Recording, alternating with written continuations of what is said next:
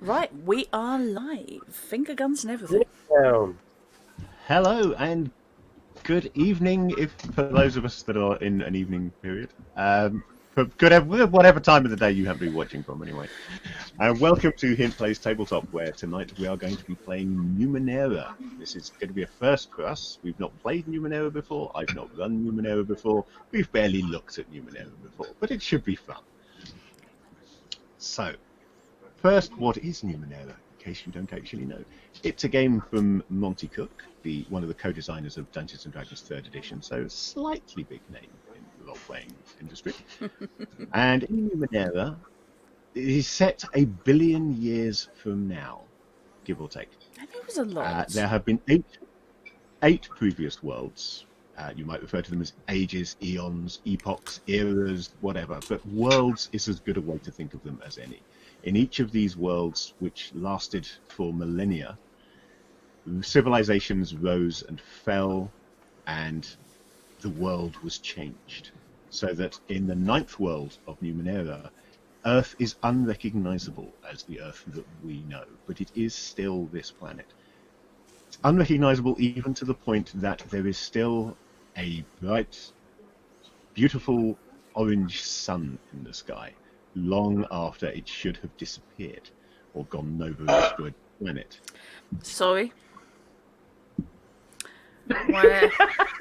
When you say should have disappeared, was there a schedule that we missed? You really need to pay more attention to science. Billions of years. Yes. Billion years from now. Yeah, okay, fair play.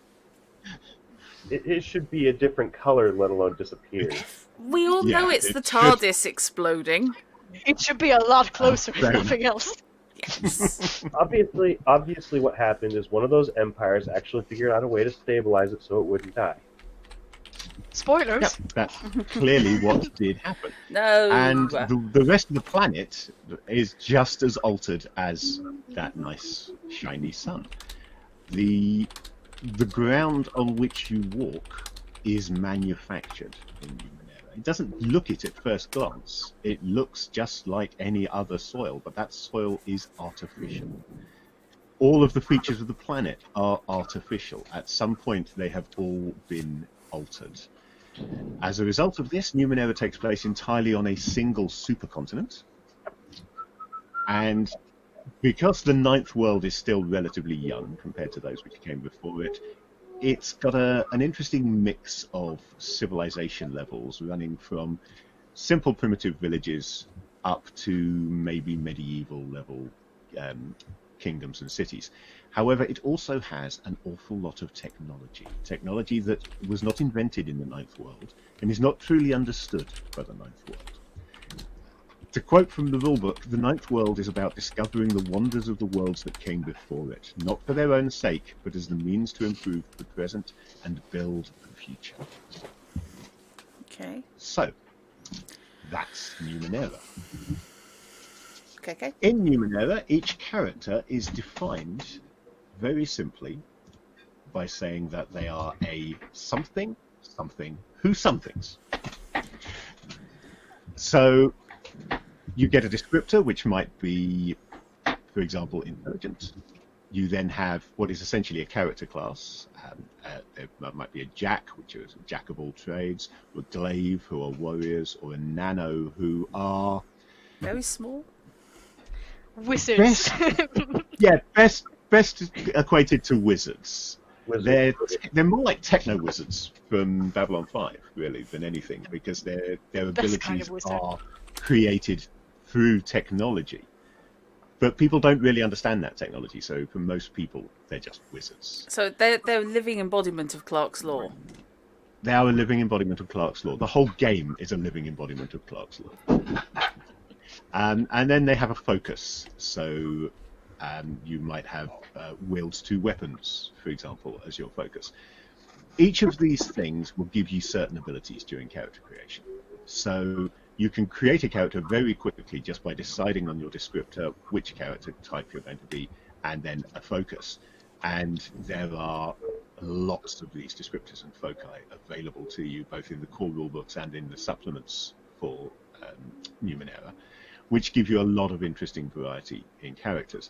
Then you also have skills, and you have 3 stats: might, speed, and intellect, which determine a little bit more about the way your character works. So your might is going to be your constitution, strength, and all that sort of nonsense.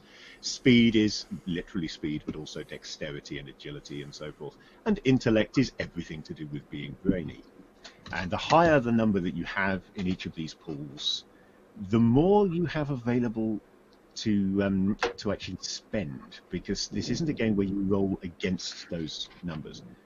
Every die roll is done against a straight difficulty. So if I said it was a level 5 roll that you needed to make, you would multiply that by 3 and know that you needed to roll 15 or higher on a 20-sided die to succeed. You can spend points from an appropriate pool, or you can apply an appropriate skill to change that difficulty. So if I said, for example, that your level 15 roll was to understand something about a Numenera, which is some of the interesting technology left behind by the previous worlds that people are all about, then if you had the Numenera skill, the difficulty would drop from 5, it would drop to 4, and then you'd only need to roll 12. You can also spend points from an appropriate pool. In that case, it would probably be intellect. And for 3 points, it is termed applying effort. For 3 points, you can drop it by another point.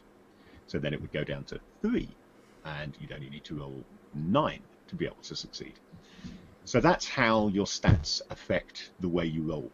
If you're not applying effort and you don't have an appropriate skill or an asset or some other modifier, it is literally just that you roll the d20 against the appropriate number. So very, very simple game system. So let's go through and find out who our players are and who they are going to be playing today. I think the easiest way is probably going to be to run through them in the order that they appear in the top left of Fantasy Grounds. So let's start with Sharad Talar. Cool, amazing, great, just what I wanted. Yeah, my name is Felix, out of character, and I will be playing as Sharad Talar, who is he's an intelligent nano who leads. So I guess I will function sort of as the group leader for this expedition we are journeying on. Fun trivia from Sweden as well, which is why if I mispronounce words or mispronounce things, that's why. Better English That's than a better excuse for me if I mispronounce things. It's just because I'm an idiot. Yeah, I mean. Okay, so You've known him so little time and yet agreeing. Excellent, well done. next up we have Faroon. I'm Izumi. My character is Faroon, who is a stealthy Jack who explores dark places. That's good. Okay. And Tanis. Tanis, that would be me. If anyone watches this on VOD and doesn't know me, that's Druttercup. Tanis is a strong-willed Jack. So, best of luck with that. Who commands mental powers. I have a telepath. As you can see, the foci do more than just add to your characters. It's more than just descriptive. Those foci can do some fairly significant things, like, for example, giving you telepathic powers, or in one case, letting you walk through walls, that kind of thing. Or just good advice. Yeah. Last but not least, for this session, we have got Karis. Yep. I'm playing Karis. Oh, I'm Shard. Hi. I'm playing Karis, who is a swift glaive who wields 2 weapons at once. Given that her intellect is 7, it makes sense that that is what she does. Okay. So one thing that I didn't mention when talking about spending points from pools earlier on, for each of your pools you have got an edge. Now your edge defaults to 0, but you may have you should have an edge in at least one pool. I think one of you may have an edge in 2. The way edge works is every time you have to spend points from that pool, you subtract edge from the number of points you have to spend.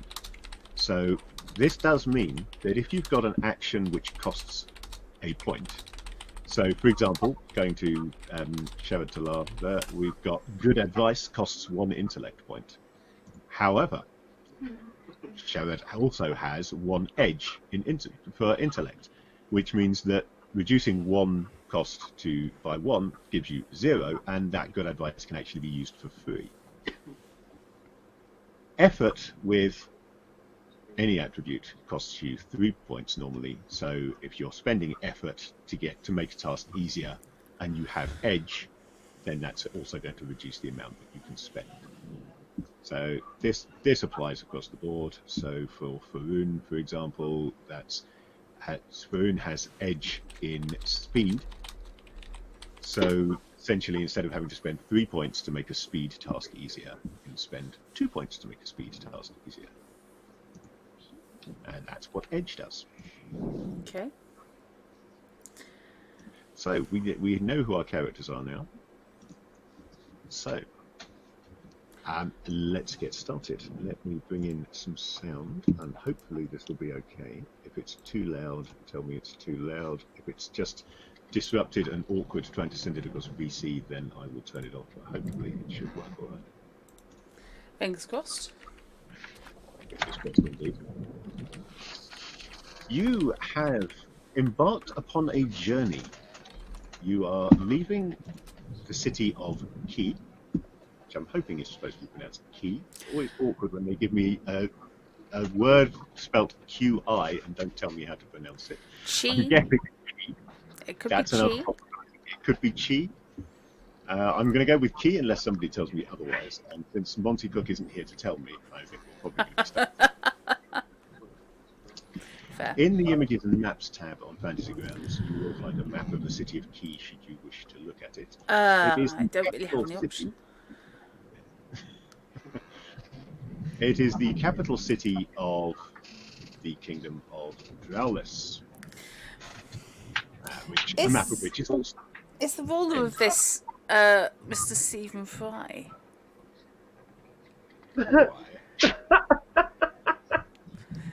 Or these days, of course, Sandy Toksvik. Yeah, I suppose it could. For a moment there, I wasn't getting it, but yes, of course. Hi, Knight. Hope you're feeling a bit better. Hello, Knight.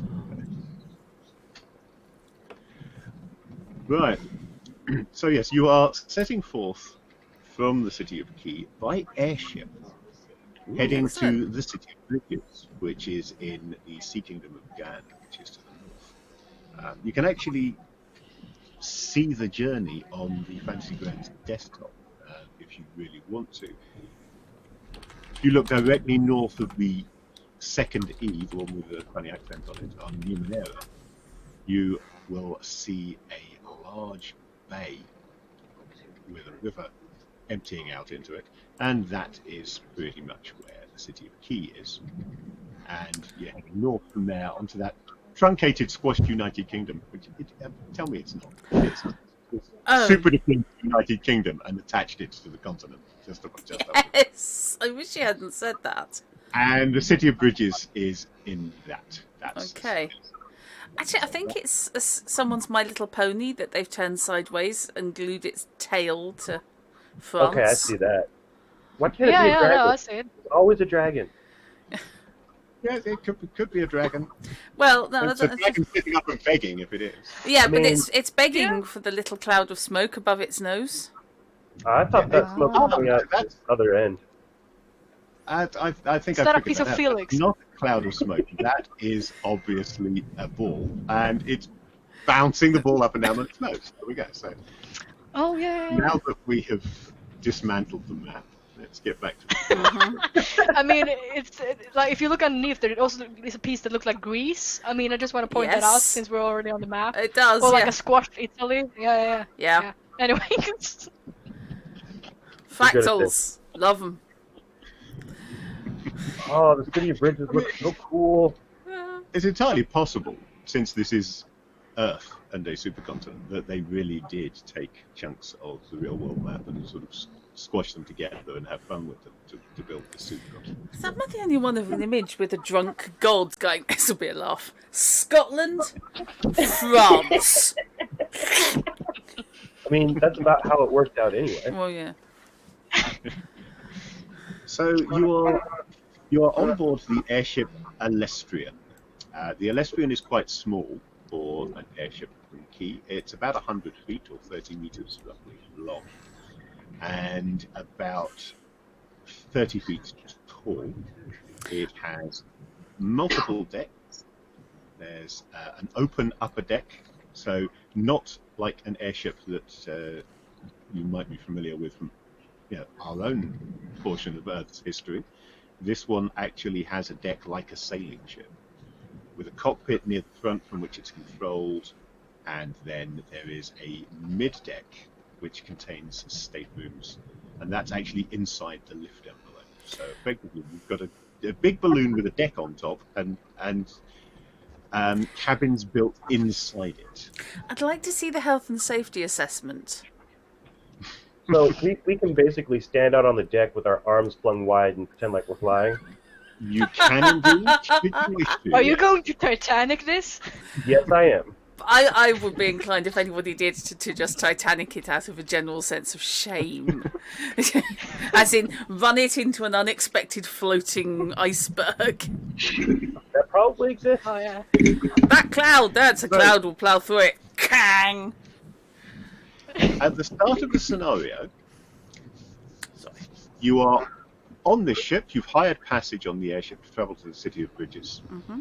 And your first day of travel has passed without much event. I'm not going to say completely uneventfully, because it probably involves at least one person pretending to fly on the ship with you. Alestrian. But nevertheless, the first day passed without anything disastrous happening. And you are now awakening on day 2, or you should be awakening on day 2. Oh, God. But- Why do I ever take cruise liners anywhere? Ever? As consciousness returns to you, there are a couple of things which don't quite add up.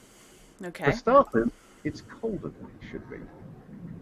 And as you open your eyes, you realise that this is because you are lying on deck, the upper deck of the airship. Which is not There's that where you iceberg. expect to be.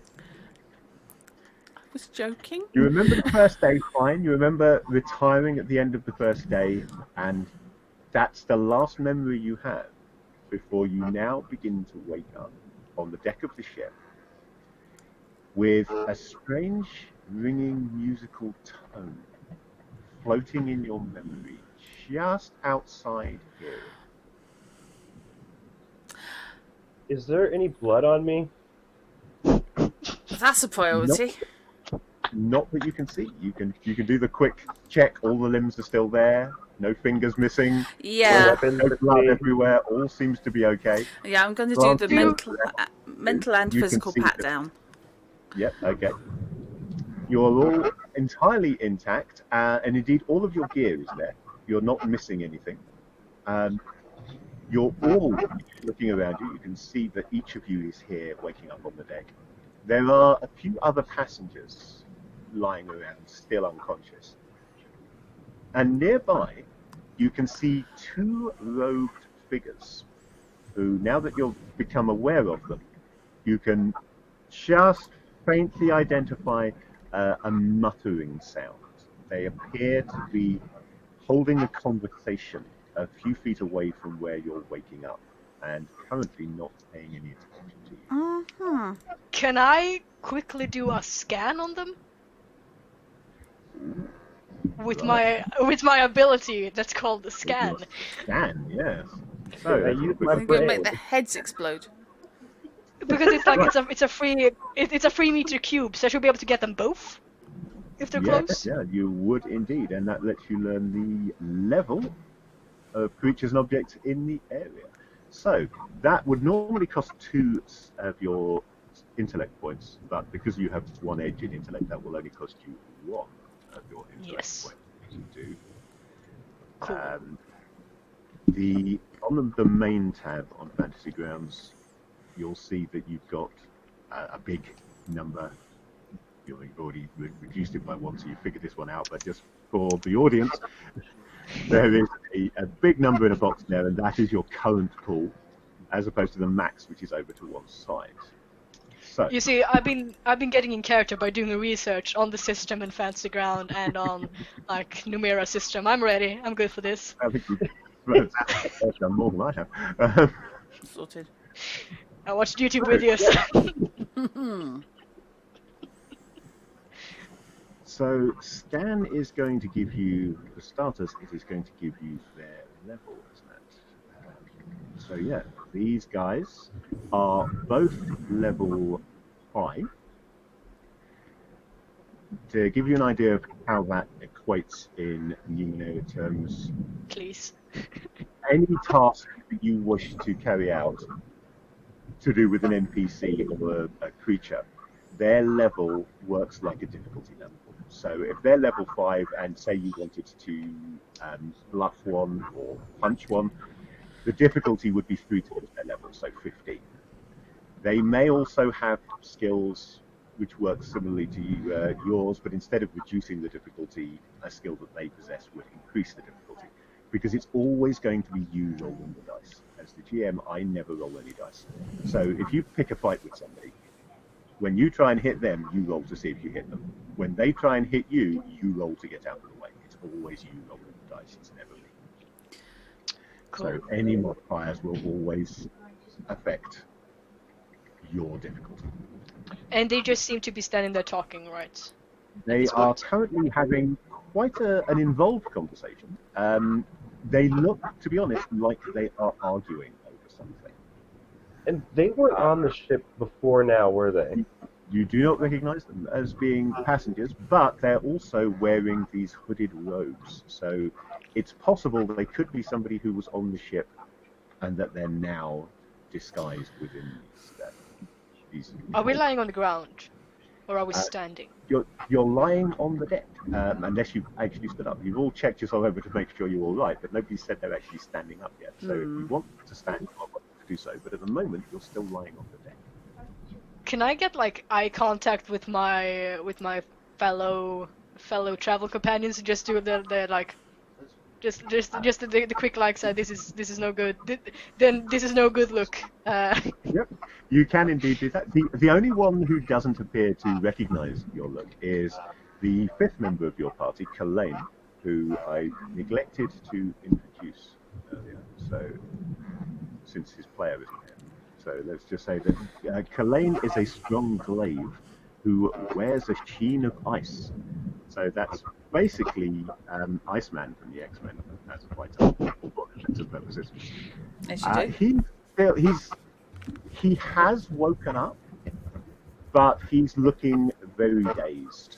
So while the rest of you have come to your senses quite fairly quickly, and most of the passengers are still asleep, Kalain is half awake and looking very groggy. Yeah, alright. Yeah, I'm just gonna stay in the ground and do my scan, and I give a quick look of caution to my rest of my party, and then I just want to see if I can listen in to what they're saying.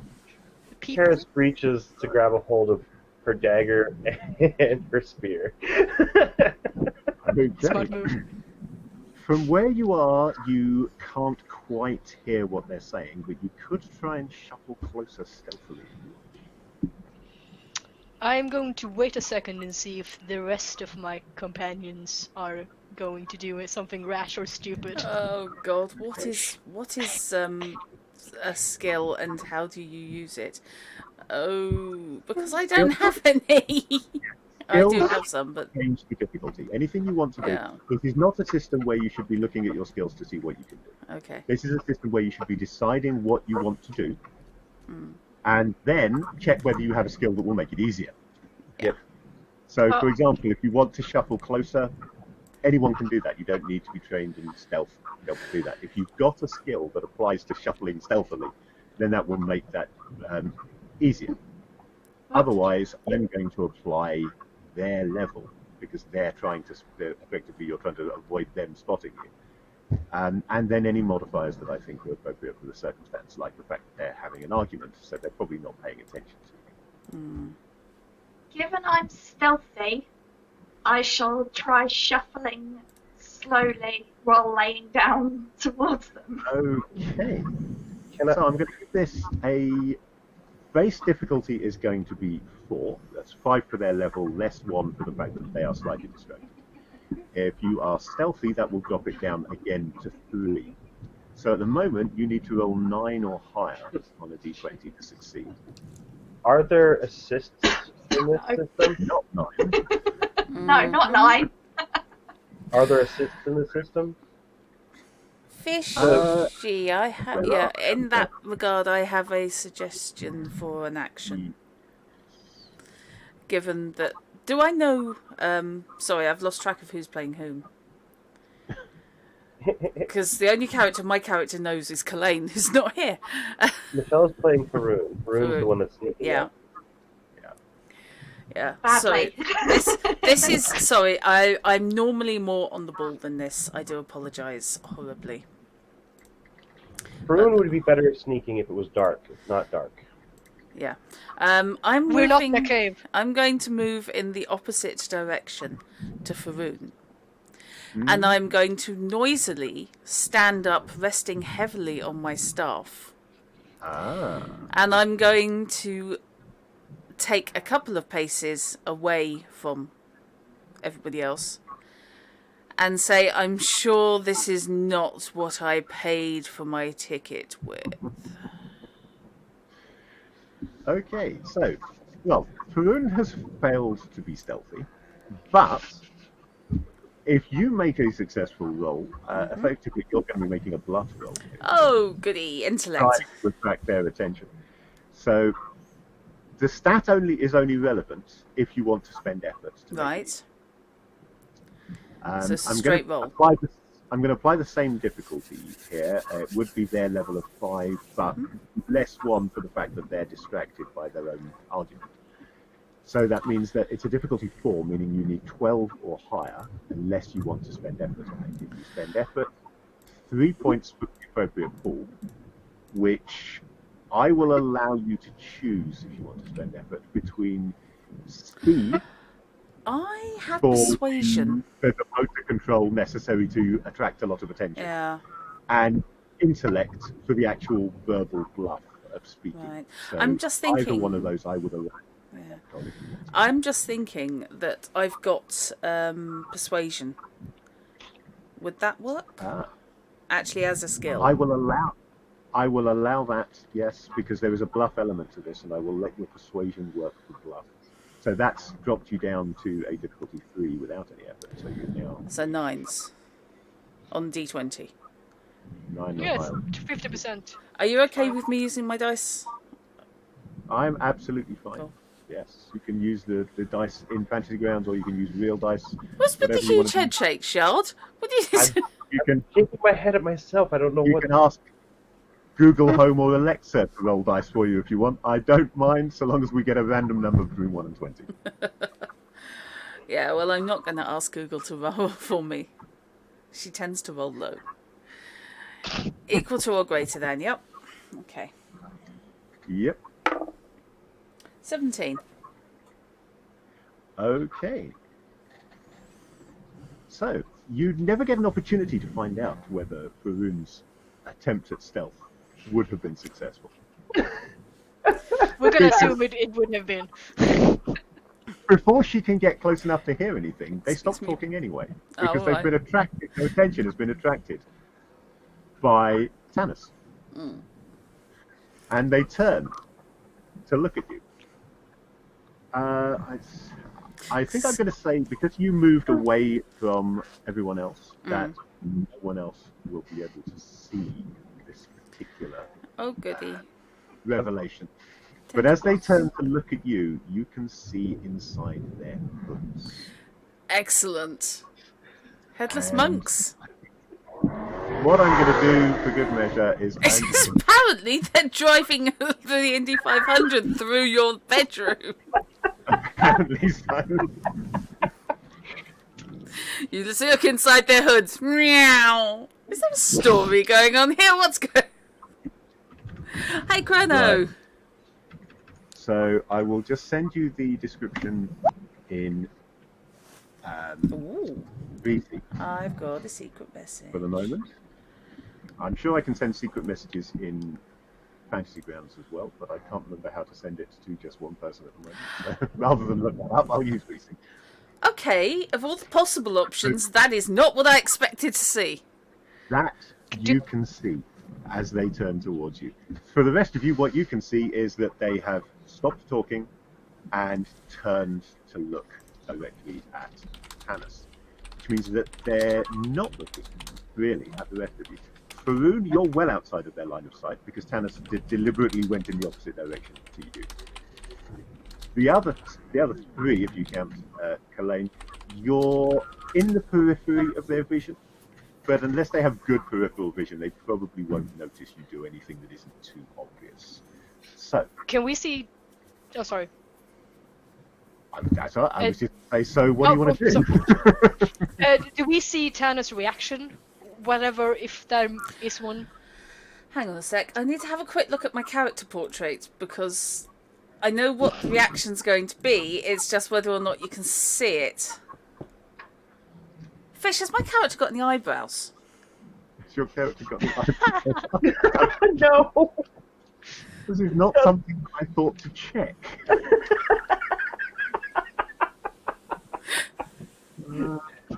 All of the most important questions. You have eyebrows.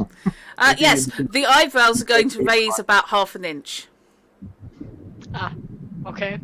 They look positively Vulcan, in fact. On Yep. the, Yeah, portrait, so that's literally probably about that quite much. They're going up about that much.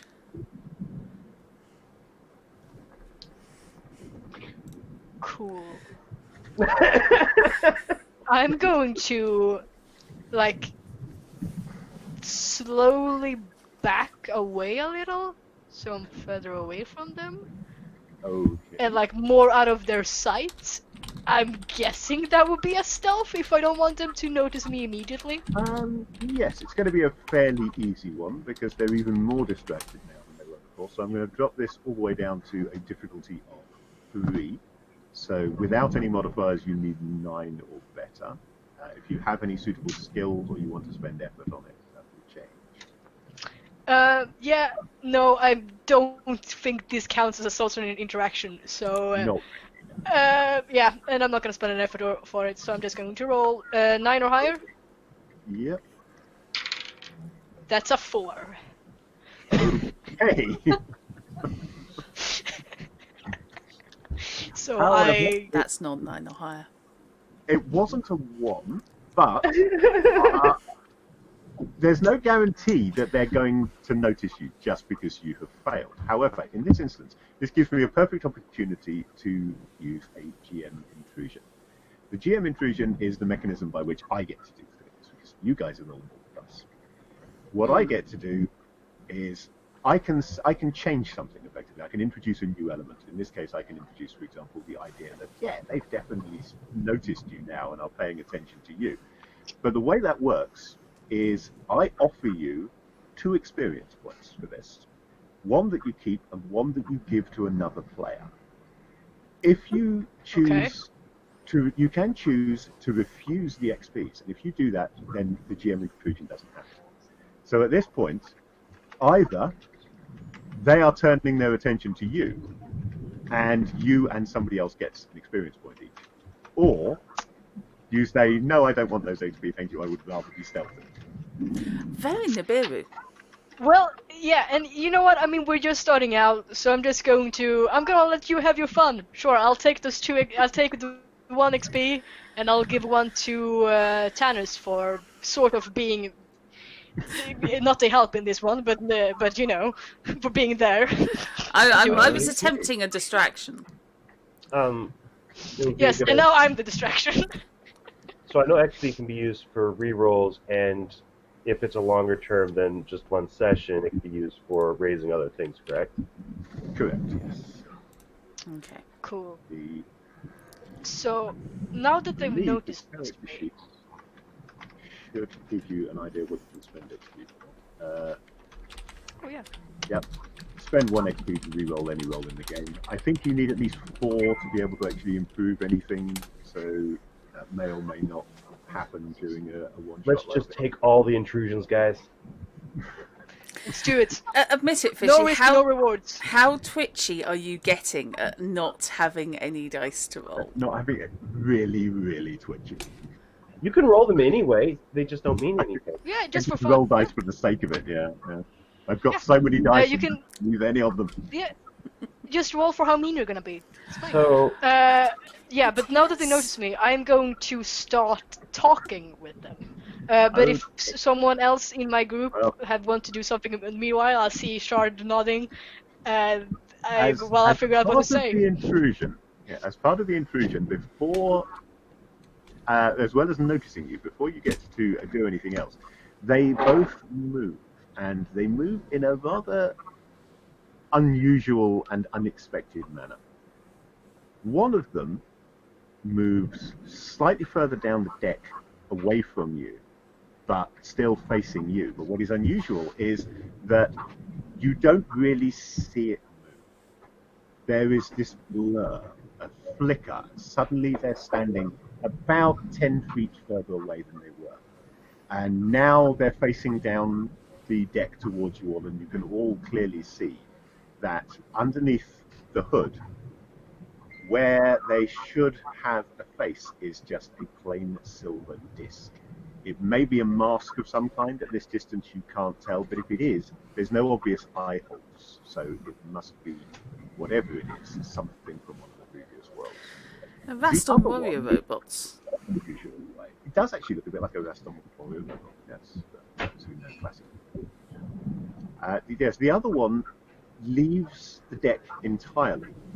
Again, it's a very fast movement, so there is a flicker, but because it's a longer movement, you get a better idea of where it's going. And it flicks up and lands behind you. That's just rude. So, as a group, you are now flanked. One further up the deck in the direction of the cockpit, and one a few feet behind Sharatala. Cool. I'm going to turn to the one behind me, and I'm going to just go, alright, so could you just please explain what's going on here? It seems to be some form of something going on, and I would like to talk about it. while he's talking,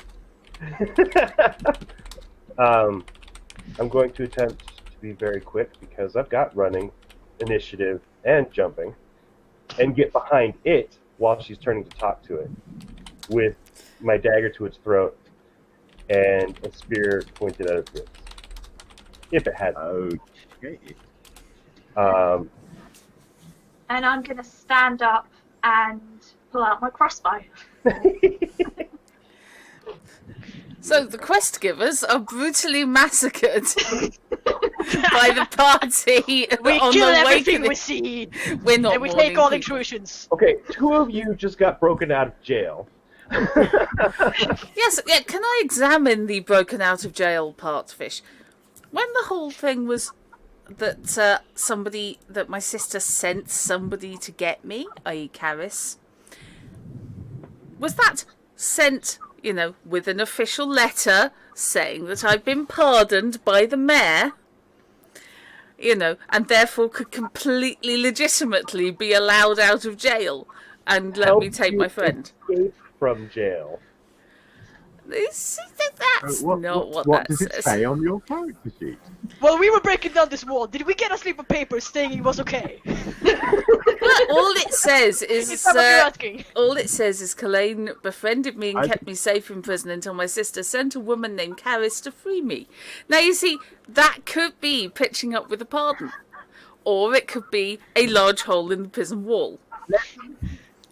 Considering Karis' intellect, For purposes of this scenario, let's assume that it does say that it was a minor crime.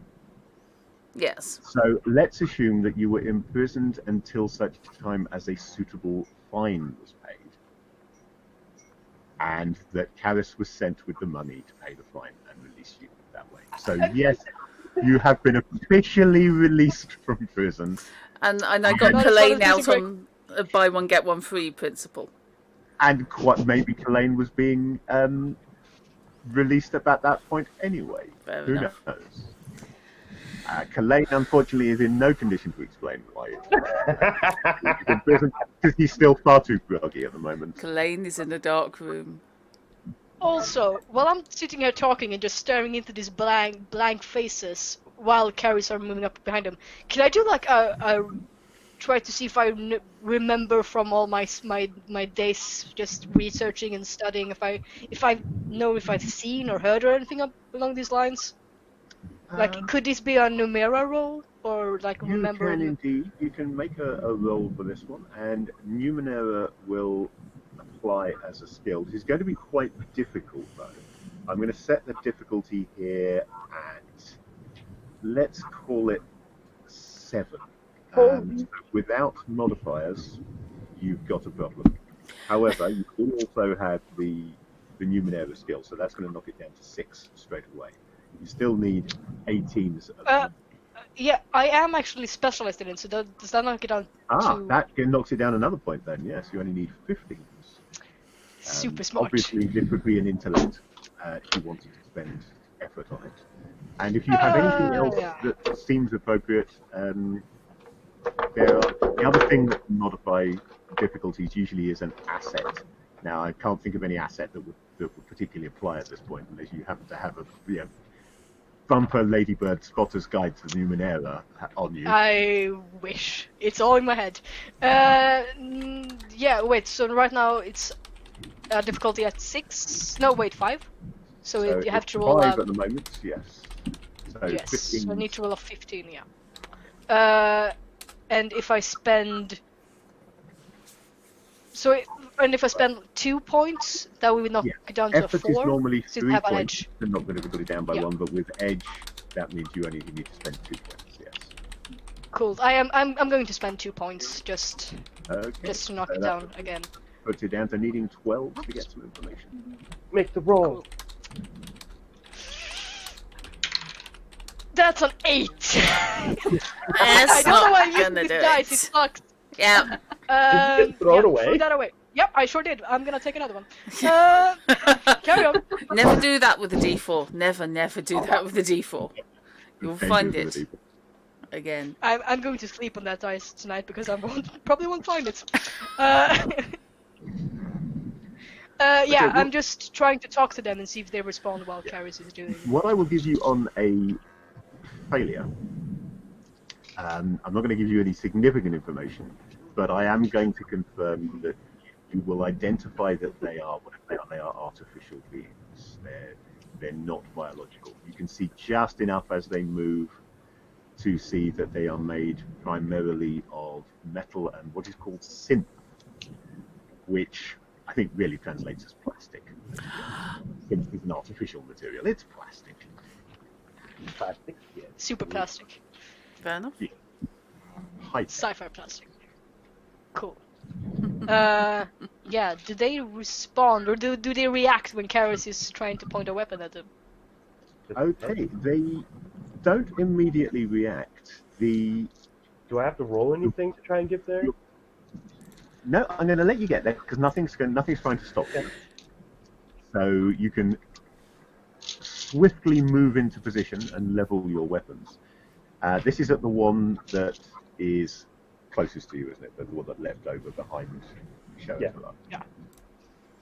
So as you move into position, it angles its body somewhat so that it appears to be still looking at Sheriff, but also turned to partly face you, so that it's clearly keeping an eye on you, while also worrying about what the person who's doing the talking is doing.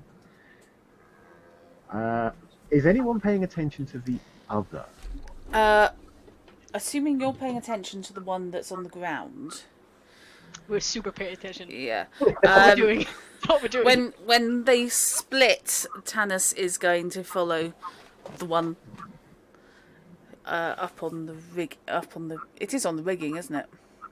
It's not on the rigging. It's just further up. No, it's just further above. Yeah, I'm going to look at the one behind us. Up towards the ground. Yeah. I think basically Tanis is working on the you never let anyone get behind you principle. Okay. I'm not sure how long he was in So- prison. While you get the impression that they're pulling a similar tactic to you. Yeah. The one that Karis and Sharatala are paying attention to, you think is a distraction. Because it hasn't done anything overtly aggressive as yet, but it's also empty-handed, whereas the one you can see further up the deck that you're watching is holding a small silver box. And as Sharatala tries to talk to the other one, this one starts, for want of a better word, poking at this box as if there's something wrong with it, perhaps. Point my crossbow at that one. At that one or the box it's holding? At the person, droid thing. Shoot the crossbow. Shoot the box. That'd be fine. What could go wrong? Okay. What's going to happen? I'm going to once again. Apparently, I'm going to use my words a lot on the day when I can barely string a sentence together. To the one behind us with the box. Okay. If you wanted us We'll call that dead, number one yeah. for convenience. If you wished us dead, I imagine we already would be.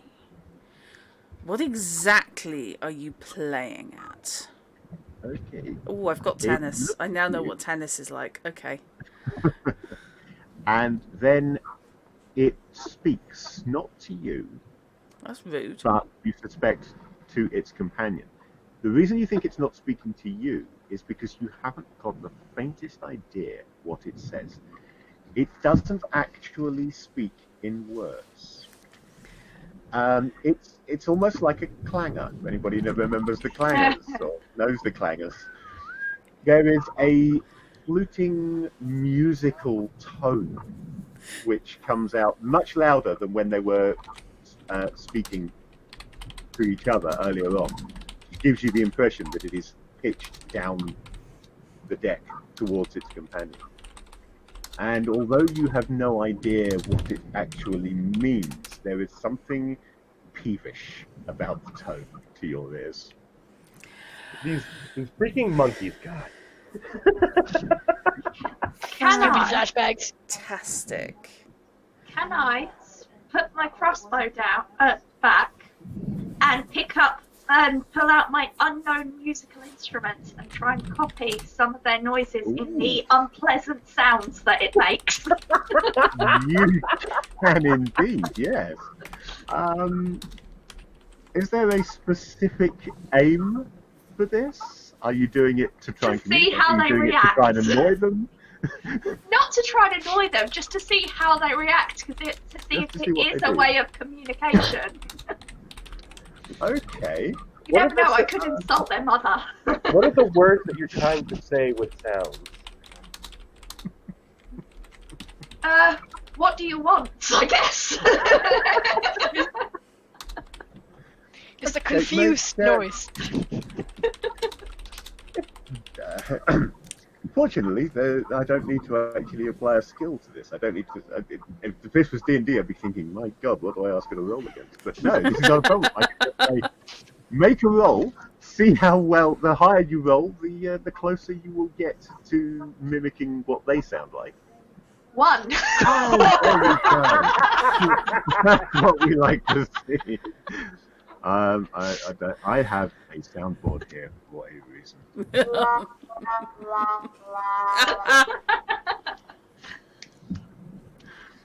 And in that, I insult their entire being, their creator, and everything that is sacred to them. Humanity is getting the most curse words ever in Robot. I think you've just... What unknown musical instrument have you got? What sort of unknown musical instrument? It That's just how- says, Unknown. yeah, it just says unknown musical instrument that plays only soft, unpleasant sounds. Uh-huh. You know what's really sad? We are thousands of feet in the air Yeah. on the deck of a ship. Yep. So I've just double checked, and as I suspected, a natural 1 lets me make a GM intrusion without giving anyone an experience point. Oh, I hate you. Oh no! That's horrible. Terrible. Terrible. No. Can we still deny it? Yeah. No. Could you just like Unless I'm giving you can fire me, I quit. Yeah. Yes. You can give me XP, I don't take it. Mandatory corporate training. So, now, let me see. Do we have any suggested GM inclusions? The problem is that I've got Button Yeah, Moon's no. theme tune stuck in my head. Things weren't supposed to go so terribly wrong so Yeah. quickly. No. And What? yet, Are you sure? we were supposed to just Are you introduce ourselves, I suspect. Hi, yeah, with people you've assaulted and kidnapped. What's going on? Yes. Hello, I'm in the flesh. And you're not. Okay. Pleasure. Let's sail. Oh, wait. Right, so yes, GM intrusion. I think.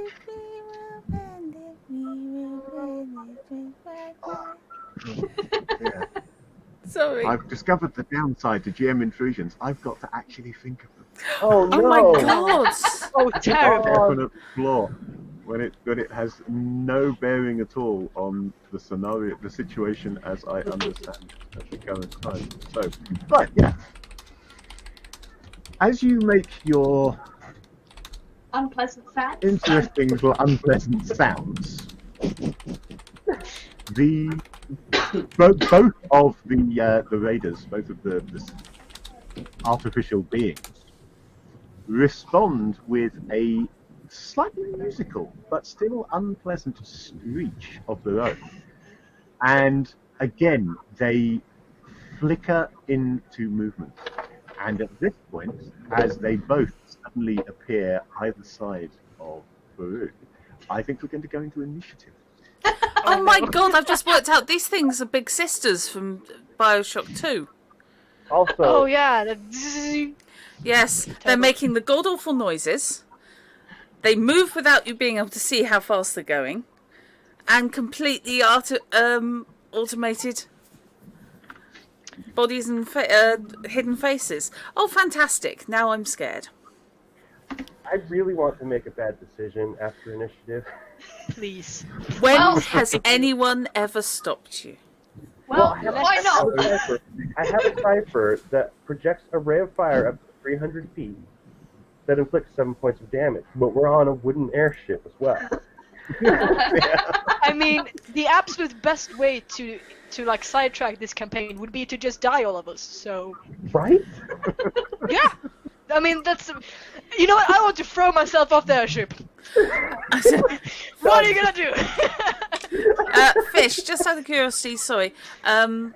Initiative rolls. Is it just a straight Initiative, yes, D20? That's what I was just about to get to. The way initiative works. Initiative rolls are technically speed rolls. Okay. So, as with everything, you're really just rolling a d20. But if you want to use effort to improve your initiative, then you would be spending speed dice to do it. Similarly, at least one of you has a skill, is trained in initiative.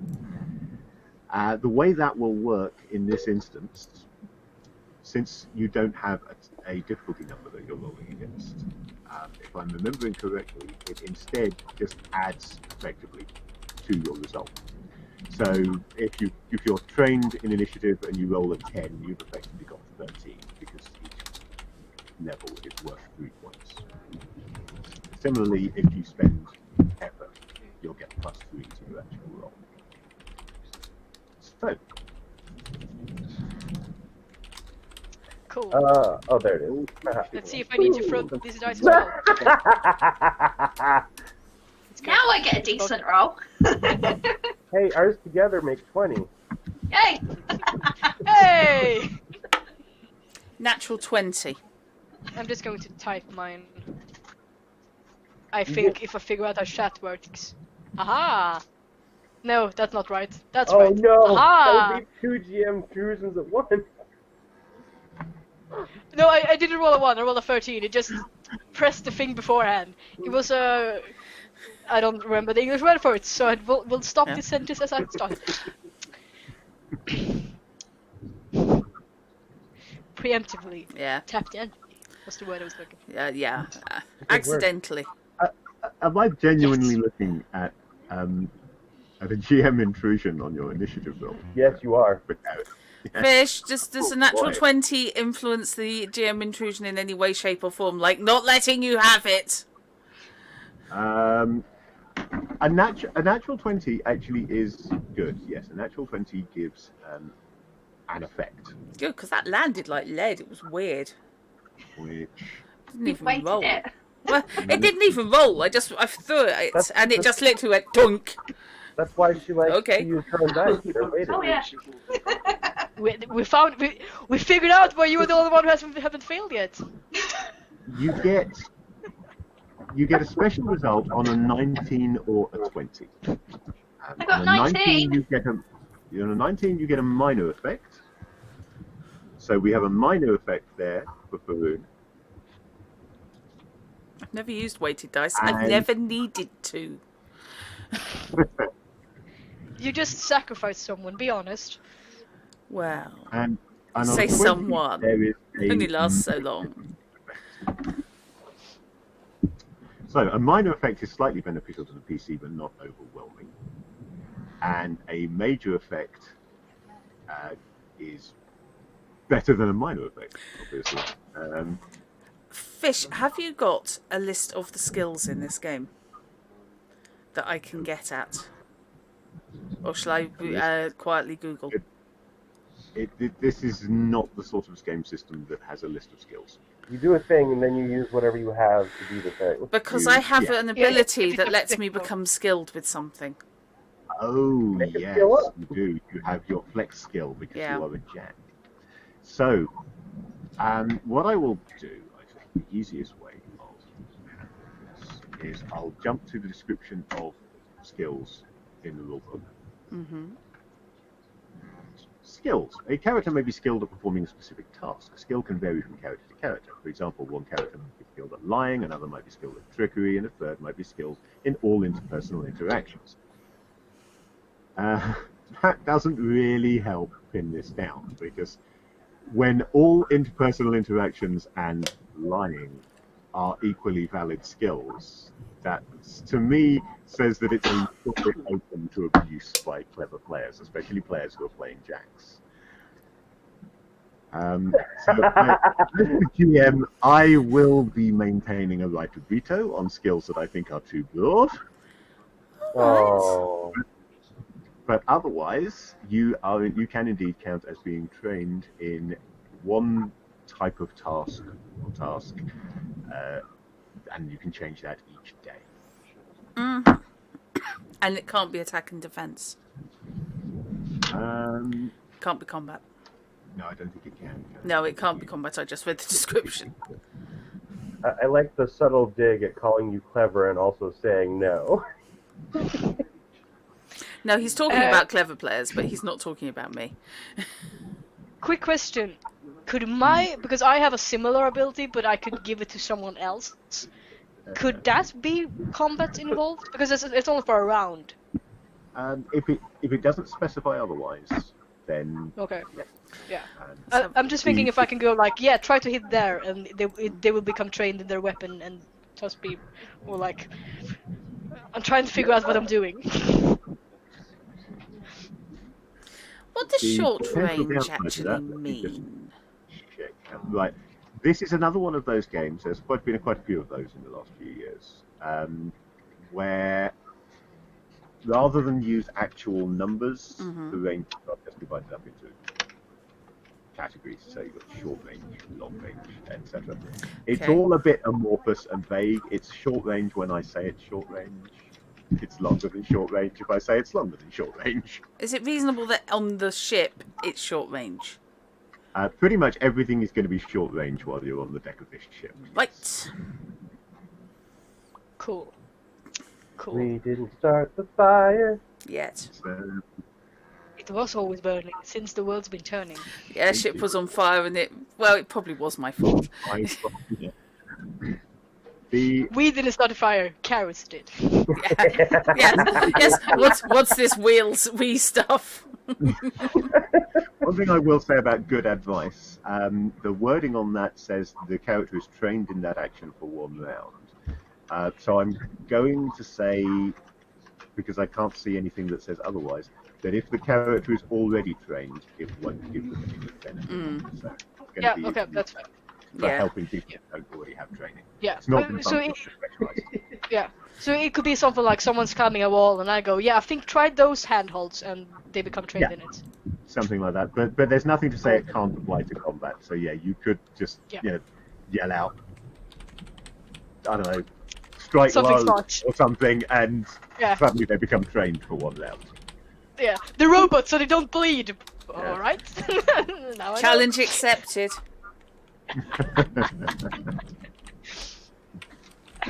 Cool. Right. So Can I make my allies become trained in robot fighting specifically?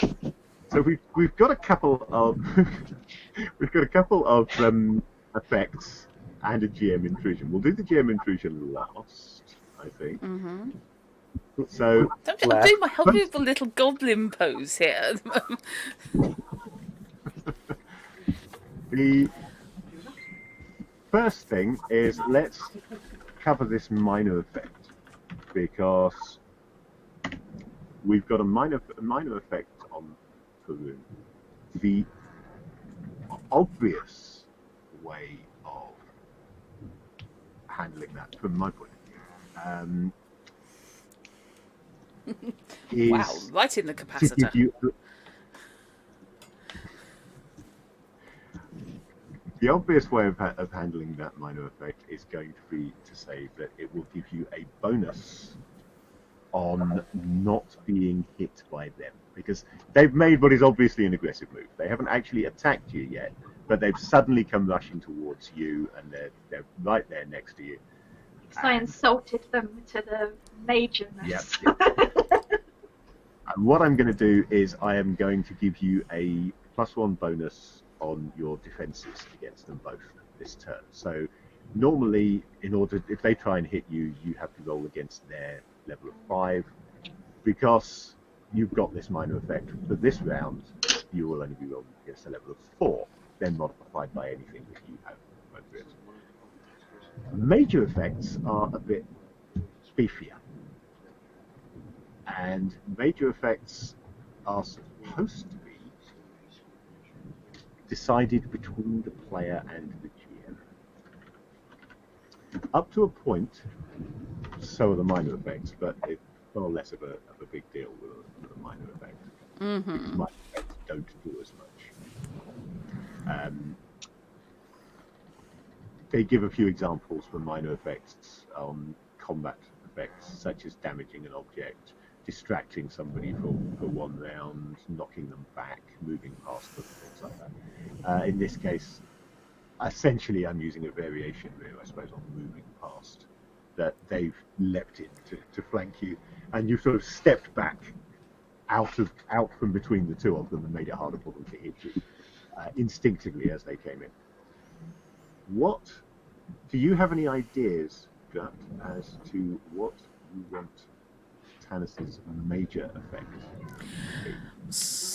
I apologise for slightly zoning. To give you a few suggestions, combat suggestions, this would be a major effect from an attack rather than things like disarming your opponent or impairing them for the remainder of the combat, actually knocking them over or stunning them, that sort of stuff.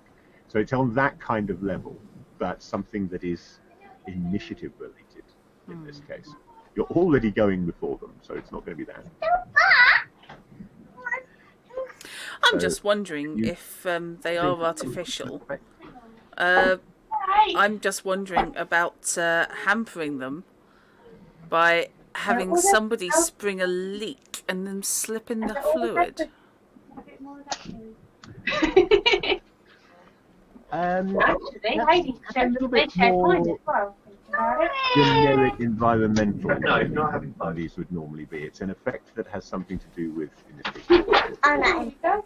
The thing that comes to mind is if you don't want it, But one thing you can do, one of them has got to effectively come past you with the balloon. So possibly what you could do with your major effect Mummy's dinner. is block its movement. Sharing Mummy's dinner. They're wearing cloaks, aren't they? Now we're, Right? They're not wearing anything under their cloaks, are they? Bye-bye. well, not that you have seen. But you We're haven't talking seen. the robes. So, We're talking the all-encompassing robes, aren't we? yes, we are talking all-encompassing robes. Right. Okay. Cloak them. Make them naked. What I'm going to do as one comes past me then is I'm going to grasp the back of its robe and flip it up and over its head and pull it down at the front.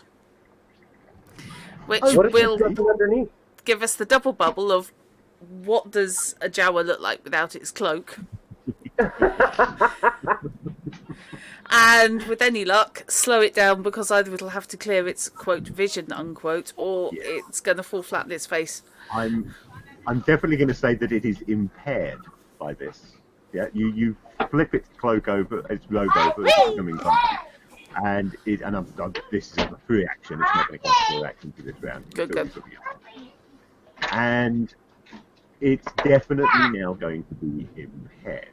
I may impair it further for specific things. So, for example, if it has a ranged attack and it wants to a ranged attack when it can't actually see its target, that's going to be a further impairment. But just for anything it wants to do at all, until it's sorted its robes out, it's going to be one difficulty. And the first thing anyone ever did with a Jawa, if they got a Jawa action figure, is take its robe off to figure out what they look like. Yellow plastic for reference. But yeah, the thing, Some people are doing. somehow, despite its speed, somehow you managed to catch it. You've seen them move before and you were ready for it this time. And Yeah. as it leapt predict it. forward, it didn't go up. It did jump, but it didn't go up. It sort of jumped straight forward and past you. And as it did, But not you through? grabbed its robe That and would be sort awkward of and messy. whipped it round, and the thing spun in midair as it was jumping, landed very badly with the robe up over its head, going down on one knee. And you can indeed see what it looks like underneath. And Okay.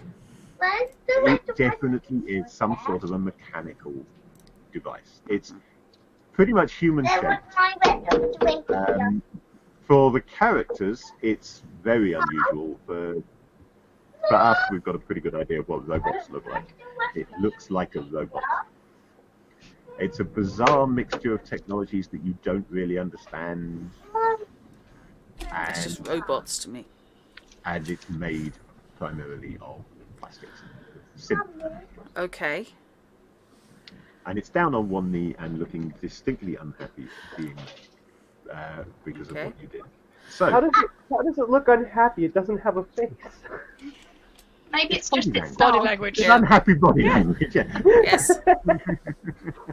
Yeah, We all let's see see. it in a moment. It's a multi technological robot, partly plastic, partly other things, but not goopy.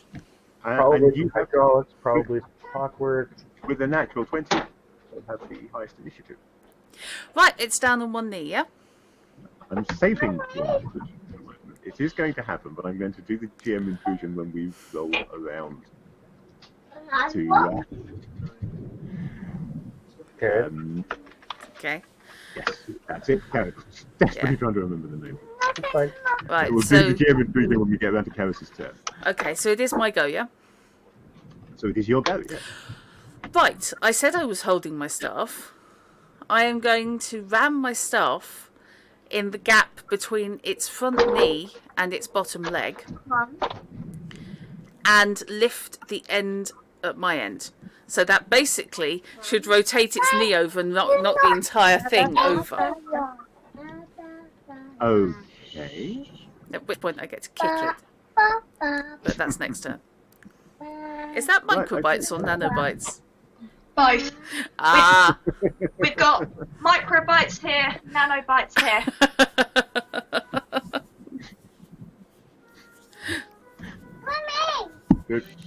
The question has to be asked though: is it a nanobytes who leads? Important. Right. So yeah, you're attempting to flip this thing with yourself. I am. So you make all the rolls. So Right, I don't have any attacks listed, so it's just well, I don't have anything special about my stuff, so it's just going to be a straight attack. So straight roll. Yeah. Germany. That's not well. Fuck it. Yeah, okay, that's my roll. Apparently, I'm trained in it. I didn't think I was, but never mind. I thought you were using real dice. I am using real dice, but since that came up as an 18, you know what? I'll take it. That's one way. I accidentally clicked the button. But if they fail you, how will you punish them? I don't punish dice. I give them hard have stares and to. they do better next time. You need to discipline the dice. I have a mug I throw them in, or my wall if I'm at home. I don't believe in punishing dice. I don't believe in dice shaming either. I just think it's a form of abuse, and all that happens is when you abuse your dice, they just go on to abuse you back afterwards. And Well, you're not rolling dice right now, are you? So I can say So leave the superstition to us. I can maintain this higher ground. You see, no moral superiority because I don't have to worry. I just rule by My dice fear. are metal, and if I wanted to throw them for any reason, someone or something would get hurt instead of the dice. So That's why I haven't bought metal dice, even though I really want to. I haven't. I've only got Because I very would destroy small. everything. I've got very small metal dice. I want it. I have my big one. In case. Big important rolls. So But if it's- anybody is specifically listed as being trained with attacks, it's going to be Kalane. trained with I what? can't see. I'm just checking whether Drat should actually be trained with her staff or not. I can't find anything to say either that she should or shouldn't. But there is no specific notice on his character sheet that Kalane is trained. And Kalane is a glaive, so Kalane should certainly be trained. So since that doesn't say that he is, I'm going to assume everybody is. If I'm wrong, never mind. Seems a bit weird to be carrying a weapon I'm not trained with. Do it that way. So, yes, you got an 18. You may have noticed that it says damage +2 in the little box there, a little in brackets. Yes. This is because that 19 and 20 on which funky things happen in combat. That's actually 17, 18, 19, 19 and 20 get you effects. 17 and 18 just get you damage bonuses, but you get something special on each of those rolls. So in this case, because of what you described, instead of doing might damage, which it normally would be, I assume that you are going to do speed damage to it. Excellent. Effectively trying to disable the thing. Yeah. Basically trying to dislocate its knee. Yeah. This is the problem when you let me loose after I've been playing with spears. I start thinking in terms of leverage. So your normal damage with the staff is 4? My normal damage... Sorry, I am just trying to sort my life out on this. I believe that- Yes, my normal damage is 4. Okay, so in this case you have done 6, and you've done this as speed damage. Normally, NPCs and monsters don't actually take damage to their falls. They have a health score. So this is coming off its health, but I'm also treating it as speed damage. So speed is going to be impaired by what you have done.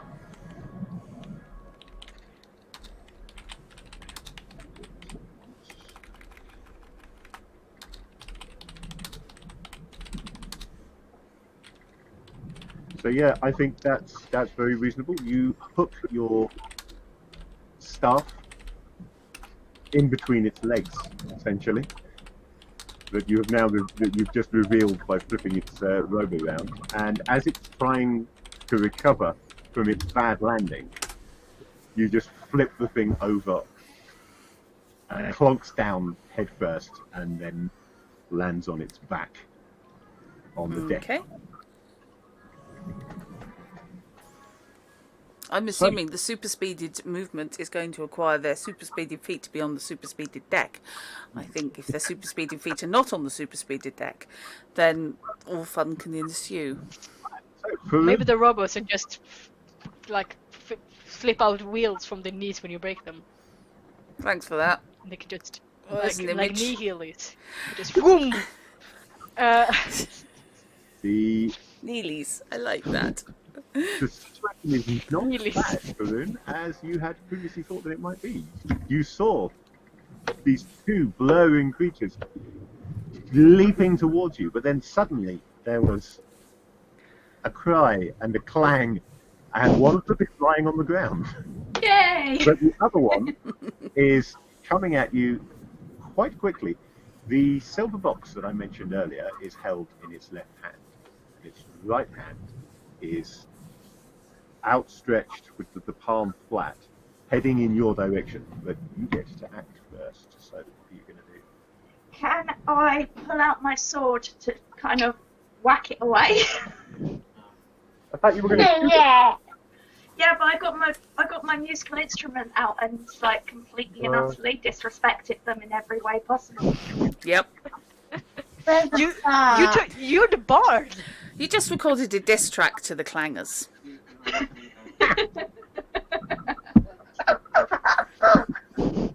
Oh, the child appreciated it. Okay, so I think what I'm going to do with that is your action is pretty much going to be taken up by changing to the sword. Yep.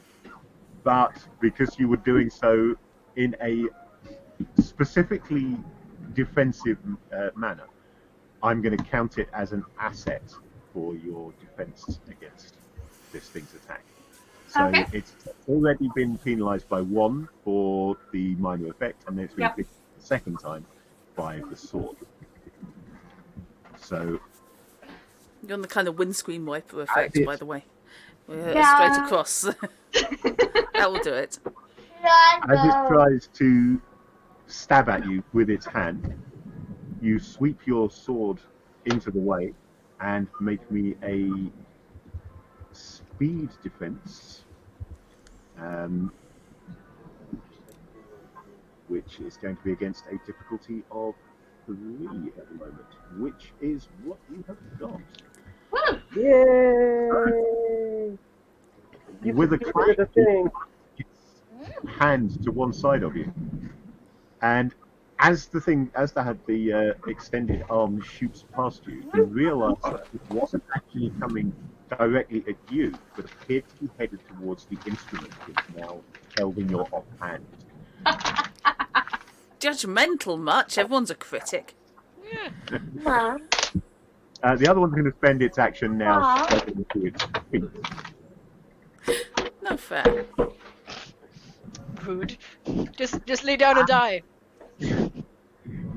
And then show it to alarm. Yeah, cool. So I see these two things rushing towards the other people on this boat that are active and able. So I'm going to do my onslaught ability, and I'm gonna try to blow one up because they're within short range. Correct? Well, They are that indeed. sounds fun. Blow one Yeah. up with your mind? Yes. So I will do like a real cool like thing, and I will use my awesome science wizard's power, and I will blast it If you for don't 4 do points it- of damage. If you don't do it with a Kamehameha, I will be really upset. No, I don't do that things. I don't watch the animes. It's Ah. fine. But you recognize it. Well, yes, it's the thing. I mean, in this day and age. Yeah. This day and age. Well, as you can tell, Of course. someone likes it in my house from behind me. Oh my god, yes. Yes! Nice.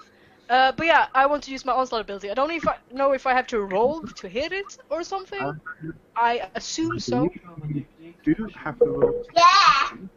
Yes. So that's going to be a roll. It's going to be intellect because if you had to spend a point for it, it would cost you a point of intellect just to use the thing. So if you wanted to make it easier, that would be intellect for effort. But otherwise, you're just rolling against its defense. So that's which will 15. go 3 times its level. So yeah, 15 to hit it. Come on. Good dice. You could Uh, put effort. that's a 2, by the way. Ow. Well, nothing bad happens specifically on a 2, at least. Yeah, but I'm just bringing other dice out. You know, maybe your dice are behaving this way because you treat them like this. Maybe you should mind your own fucking business. How about that? I think the dice are all scared. So no, you get this. Okay, you get sent home if you don't roll well. So you just roll badly and you're back out of training. Yeah, no, I mean, like... It's like flat feet I will for bring dice. them back once they're fine again. Like in maybe half an hour I will try it again, but for now I'm painting dice. That's my thing anyway. I stand there and I try to blast it and I miss and I Okay. look a little disappointed and everything's Ooh, fine. does it blow anything else up? A heat haze seems to shoot out. And Oh. show it. Crap, GM intrusion. No, the GM, Oh, right, okay. GM intrusion coming, yes, but I'm not going to use it for this. Because Ah. it's going to be a So character. it was only a 2, guys. Yeah.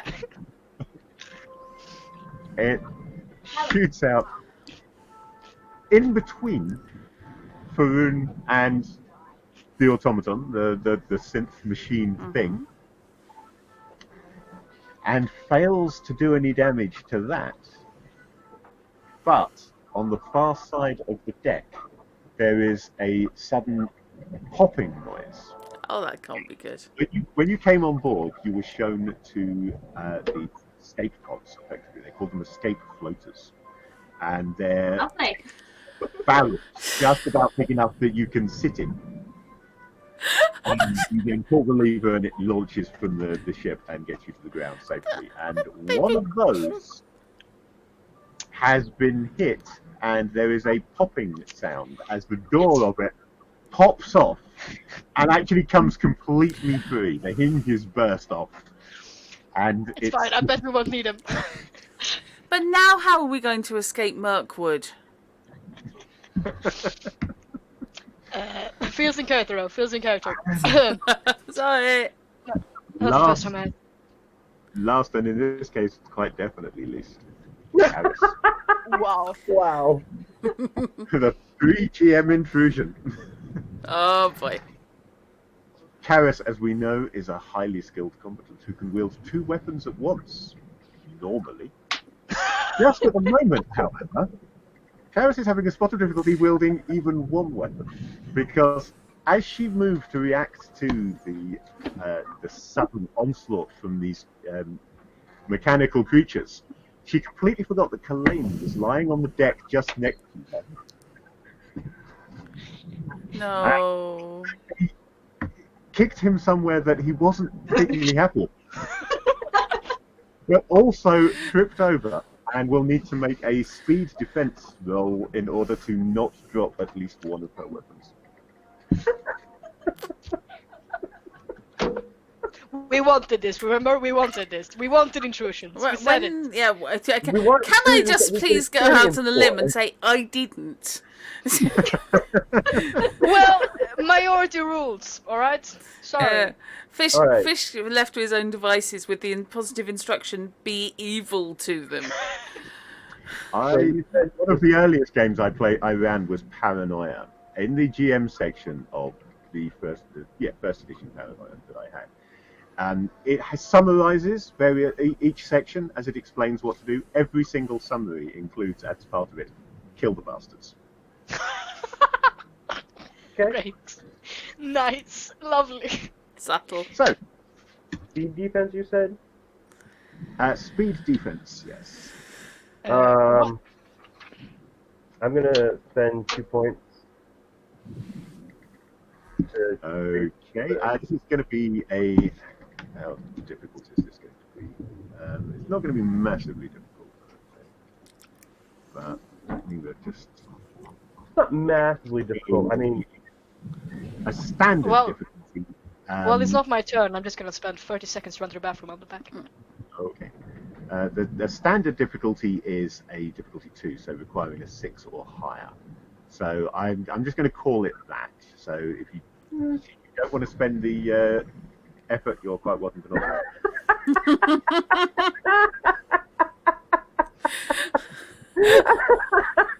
The dice don't seem to like you. When it counts, I will roll better, or I'll start using my own dice.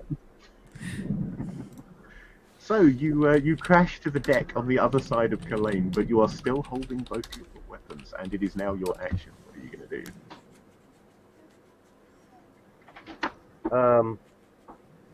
Sorry, my oldest was just asking me about tabletop.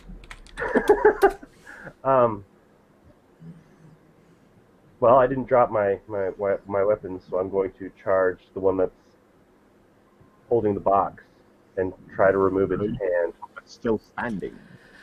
Yeah. Were we I think they're both supposed to do anything else this session than have a fight on the deck of a ship? Oh, don't worry, I will wreck this thing. Sadly, but we'll see. I was anticipating getting a little bit past this encounter, yeah, but I've never uncovered it, so I do it. Fair. So, Yeah. I dual light wield, and both my large dagger and my short spear are light weapons. Yeah. And I'm going to... What? You can do funky stuff. Yeah, I can make 2 attacks. Their armor, if they have any, applies to the weapons that attacks individually, Yeah. but I don't have to spend anything to make 2 attacks. You can just attack twice. Yeah. And one of them, I am going to use my thrust ability, and since I have an edge, does it cost if I have the edge? But edge reduces its cost by your One. damage, so that makes it free for you. Okay. Great. So I'm going to thrust with the spear. I'm going to bash with the dagger.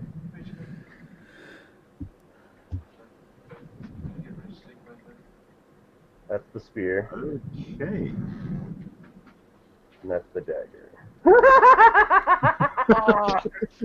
Oh, Really? wow. Yeah, How did you break me out of prison? exactly as you intended to. For the extra point of damage.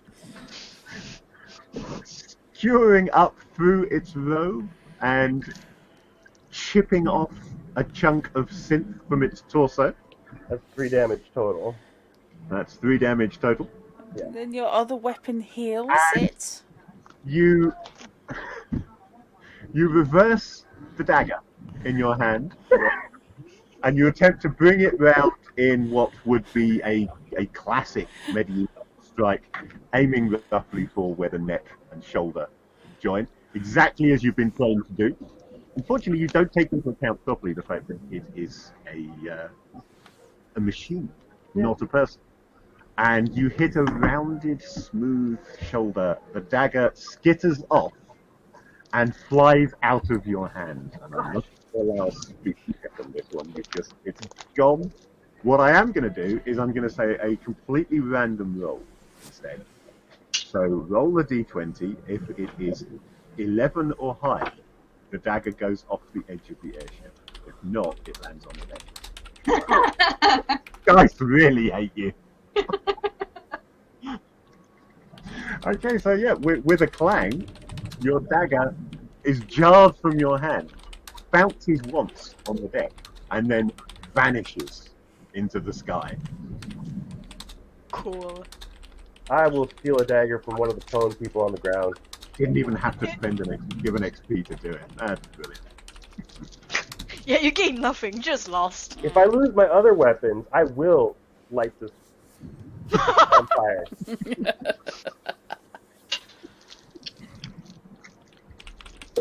Right. Right. Let me try and remember whether or not Numenera uses ongoing initiative or whether it rolls each round. You can deal with ongoing initiative. Because I always like re-rolling each round, but I want to try and balance the way the rulebook tells me to, if possible, since it's my first time ever playing. Yes, Fishy wants Numenera in the war. I cycle through this order until the logical end of the encounter or until the GM asks them to make new individual I could call for a new initiative roll at the beginning of any new round when conditions drastically change. So I don't think at the moment conditions have drastically changed. So we will stick with the current initiative order. Seems fair to me. Actually, this does mean that your character is still going dead last, but at least it means that if you're not rolling initiative, you can't roll all. Bold assumption. So, Yeah. What a thing to assume. back to Tanis then. Right. Did this thing actually manage to make it back up onto its feet? It has staggered up onto its feet, yes. It didn't do anything else last round because it used all of its action to get back onto its feet. This does mean that it's got to its feet. It hasn't yet sorted out its robe. Yes, that's what I was hoping. Blinded, but standing. Okay. However, I know where the big round bit is on the front of its head. Okay. Unless anything looks pumpingly visible. Are we talking Ken doll kind of android? Or are we talking... Yes. No, I didn't mean it like that. I was thinking smooth plastic instead of... That's not coming out any better. No. Yeah, just stop. I was thinking, fluid pumping round, but that's not really helping on the Ken still- doll. That's not, you're just, No. when you see it out, stop digging. Okay. Yeah. Basically, the only distinctive part that I've seen of this thing is the disc on its head, isn't it? Yeah. Since I'm assuming it doesn't have off buttons written all over it. Disc on its head is not massively distinctive. It's a silvery disc. Parts of the rest of its anatomy, most of which you can see at the moment, are also silvery. The metallic parts are quite silvery. But the disc is certainly the largest single metal section. Right. Which either makes it an obvious target or makes you think perhaps that it's not a good place to attack because it's made of metal. I'll leave it up to you as to which you want to think on that. Is it literally... I'm just trying to get my head around this, so to speak.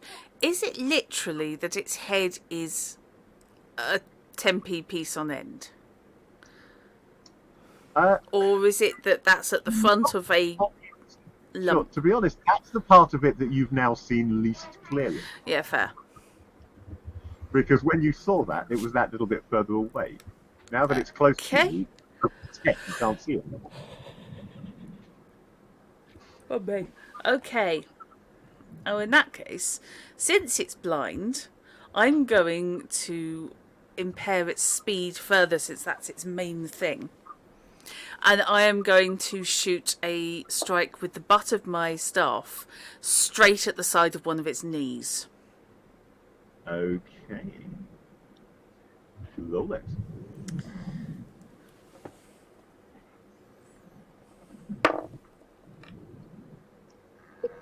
That's a 19.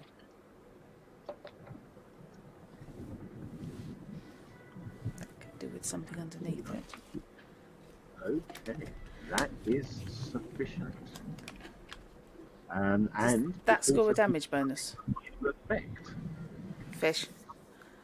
Right. I believe you can take a damage bonus in place of the minor effect if you want to. I will double check that, but I'm fairly certain that that's the way it works. Normally on a 19 you get, as I said, a minor effect. I think you can take damage as your minor effect if that's all you're interested in. Or in this case, a minor effect would be not unreasonable to apply for the thing you actually said you were doing, since you wanted to try and take its knee out and slow it down. So that would be a reasonable minor effect. Yeah. I want to actually damage the joint. Slowly. It's only a minor effect, not a major effect, so it's not going to be a long-term impairment. Doesn't have to be long term. It has to be long enough time to finish the fight. But Yeah, his life is gonna be long term anyway, so. it's not really It is alive. Someone certainly needs to grab one of these things and throw them over the edge. Oh wait, they can fly. They have jets. Jets. Like Iron Man. Ooh. Sorry. So yeah, I will double check that you don't get damage as well as the effect. I think you get damage instead. So the effect instead. So I don't get my normal damage and a special effect. You get your normal damage and the special Okay. effect. I'm just double checking you don't get extra damage and the special effect. Okay, I'm happy with that. So that Feel free seems to like check. a bit much, but I might be wrong. I've so got the fidgets right now. I know, Sorry. I know.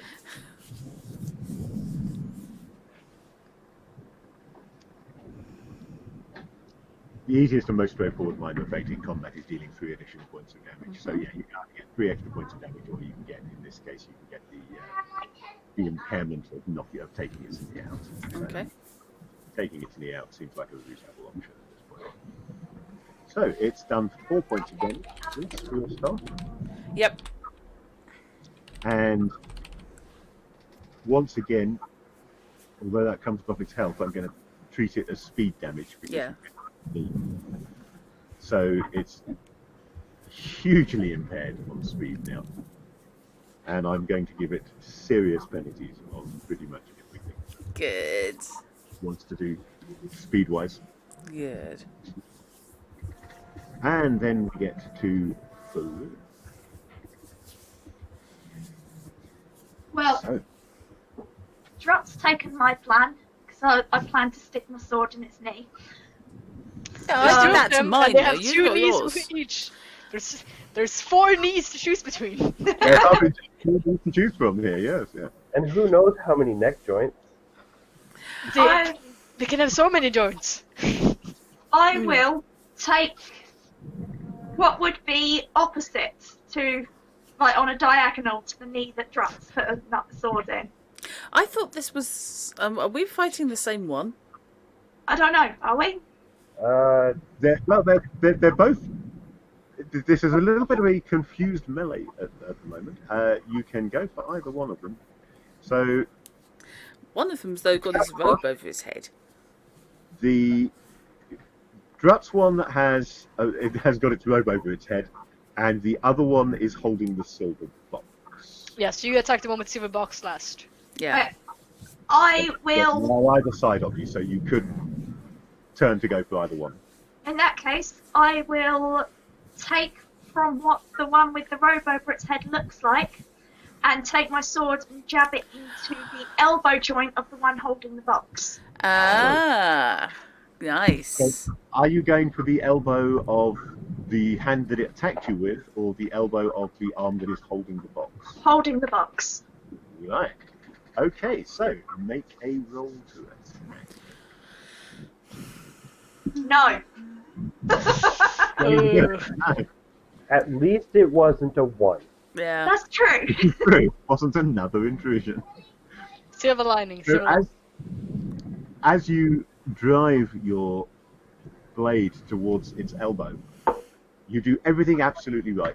You line it up, your form is perfect, the thrust is exactly what you wanted it to be. But somehow the thing isn't there anymore. Right. This one hasn't been blinded or slowed down. And once again, it moves with such incredible speed that you just find yourself standing, thrusting at empty air. And it's now standing behind Tanis. Oh goody. Sorry. Cool. Right. However, I am also going to say that moving to get behind Tanis, even though it did it as part of its defense, also used up its action for this round. So it doesn't get to attack you. Right. I'm going to take this moment to go to the bathroom, seeing as it's the end of my turn. Okay. Opportunity to show it to love. Cool. Felix, what do you do? Yeah. So I have a question. I have a knife, and Kara's missing one knife. Would it be my action to like? I don't necessarily want to throw it with any sort of precision. I just want to slide it like across the deck to her. Could I do that, or would that cost me my action? I think it would be mean to say that that would cost you your action, but it is letting you do 2 things at once. So what I'm going to do is I'm going to say, if you spend a point from your speed pool, then That- you pass the knife over without having to Sure. using your action. Yeah, sure. I'll do that. I'll quickly slide my knife across the. We just throw them in her general direction and hope she figures it out. And I had And for my action. I have a weird question. okay, My onslaught ability I can do two things with it. Either I could like do just straight up damage, or I can use mental attack basically. Do slightly less damage. However, it says that some creatures without minds, such as automatons, might be immune to mental attacks. My question is, if I don't want to damage it, could I temporarily disable it by using my mind against that machine? Can I, Charles Xavier, turn it off? yeah, I will accept that. Yes, I don't see any reason why you couldn't. It's the mental equivalent of striking to stun or distract, really, isn't it? You're not trying to really hurt. You just want to. I want put to it turn on it off edge. so I can study it. For science. You can indeed. I will allow you to do that. Cool. I want to do that. That's assuming, of course, that it's not immune to mental attacks, which you will find out when you try. Yes, we'll try. And I will do it to the one with the metal box currently. Okay. And I will also say, if you can, try not to destroy them. And I'll try to turn it off. And we'll see if it works. I'm guessing it's just what am I rolling against? So this is going to be.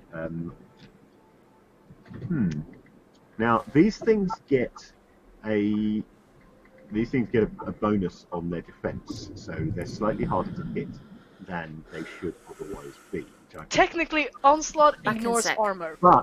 But yeah, you're not actually physically hitting it. So I'm going to rule that doesn't apply in this instance. Cool. Yeah, because with onslaught, there's the two different wings. One of them does take armor into account, and the other one, which is the one I'm trying to do now, doesn't. Yeah. So yeah. Cool. So the difficulty would still be 5? It's difficulty, yes. Base difficulty is 5 to hit it. There's no modifiers being applied at this point. But Cool. its armor isn't going to apply, and it doesn't get its bonus that would normally raise that difficulty. So, 15 Cool. hit. I will spend 2 points to lower it with effort. Okay, so 2 points for effort will drop Yeah. that down to removing 12. Yeah. And I will roll. Hop! 13. I needed 12, Nice. right? Ha! Need it 12, yeah. First successful roll of the day. Unless I there are believe atomic that fusion does 2 damage.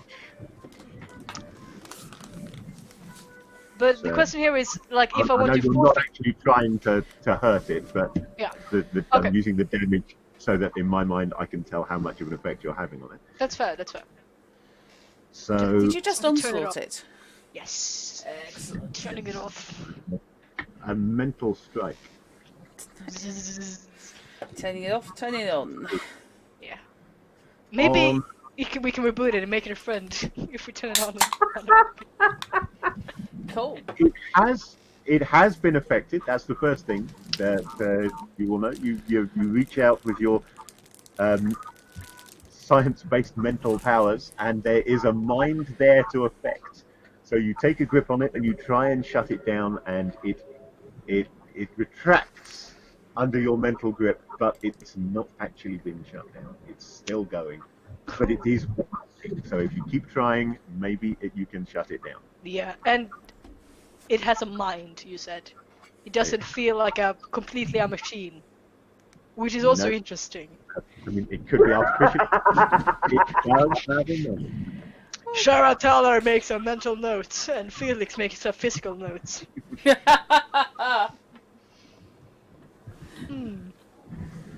Right, Karis, there is a knife coming your way. I'm going to give you a choice. Yeah. It's not going to use your action either way, but I am going to let you either make a roll against a standard difficulty, so you only need 6 or higher, to grab that knife and have it ready to use as your second weapon as well, or I will let you spend a point from your speed pool to grab the knife automatically. I'll just spend a point from the speed pool. Okay. And then How do I choose this? How do I take the number away? There we go. Done.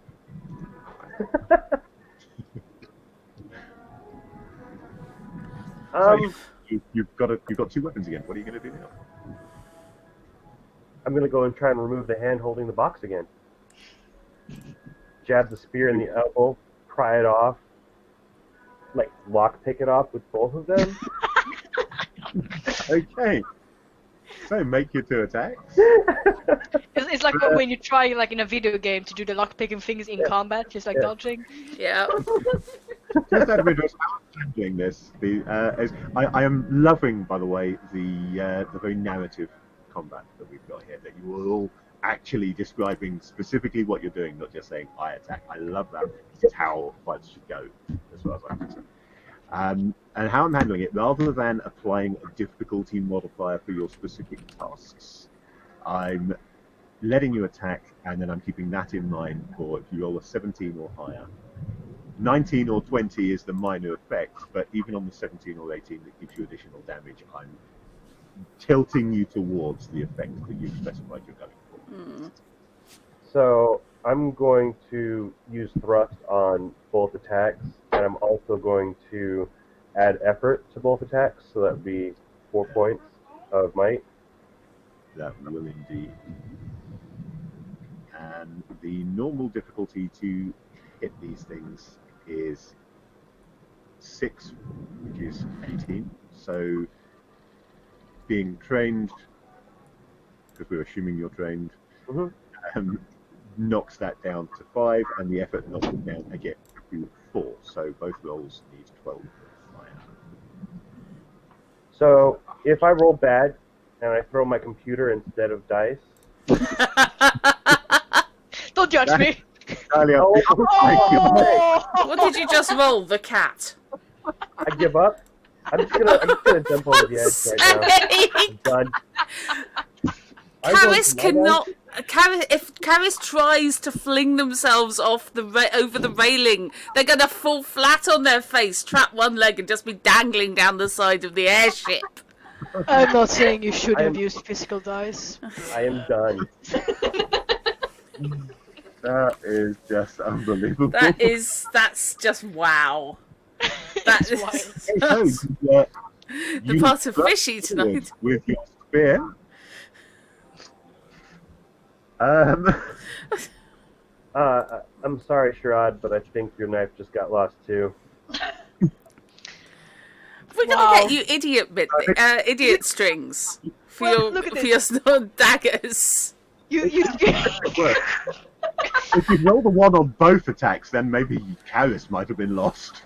Like, look at this. I tried to make friends by throwing knives, and I just lose them. God, you shouldn't have knife. I'm gonna make a note of that. Right, I think I'm going to be mean here. I'm very sorry, but I am going to be mean. You thrust forward with your spear, aiming at the elbow joint, as specified. And once again, the creature moves blindingly quickly.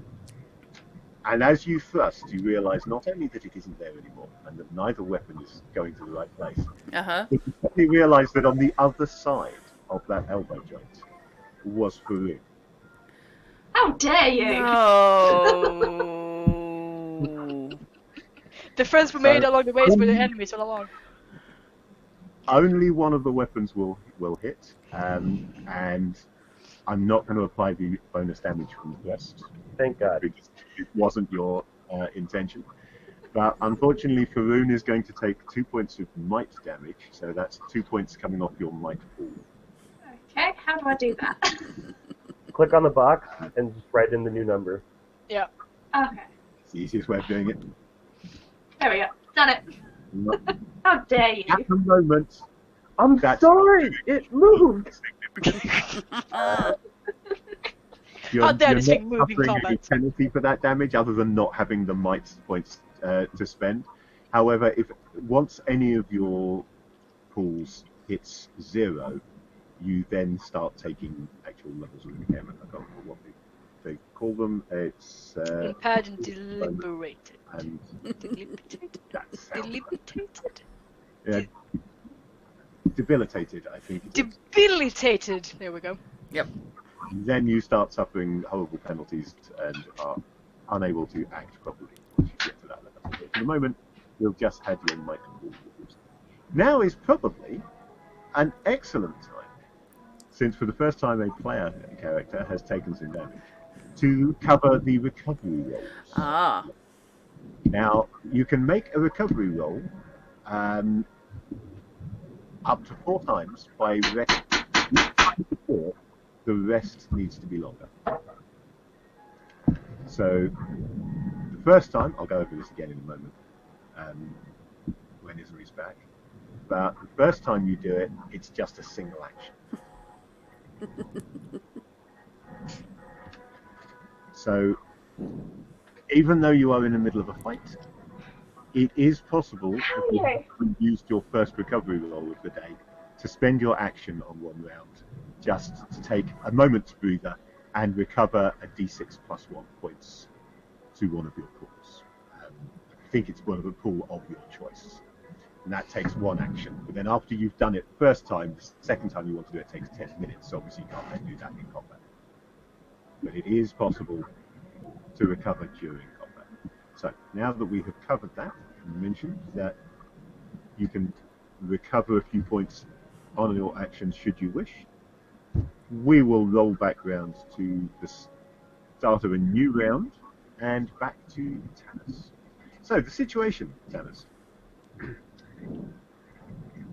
There is still one on, not actually on the floor, but kind of like hopping in front of you where you whacked it, and it's not particularly happy.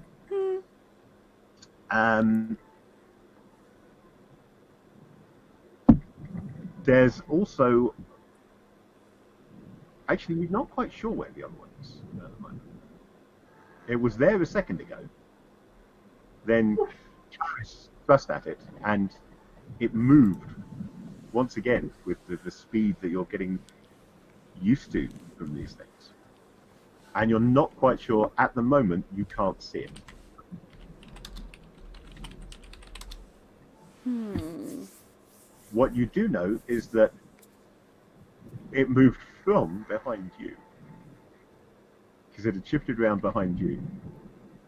Then suddenly Karis thrust, which is when you realised it was there. You caught a movement out of the corner of your eye as it shifted again, and then heard Farouk say something probably quite unladylike as she got stabbed. But you haven't yet figured out where the thing is. So you can either worry about the one that is still in front of you, that still has a robe now, not completely obscuring its vision, because that's what it's been doing. It's trying not to be obscured, completely blind. But with the attacks that have been made against it, it didn't completely succeed. Or you can try and figure out where the other one is first, which will obviously be an intellect roll.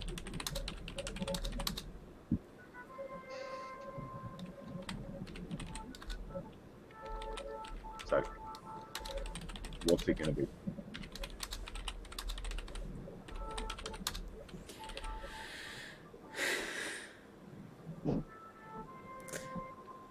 I'm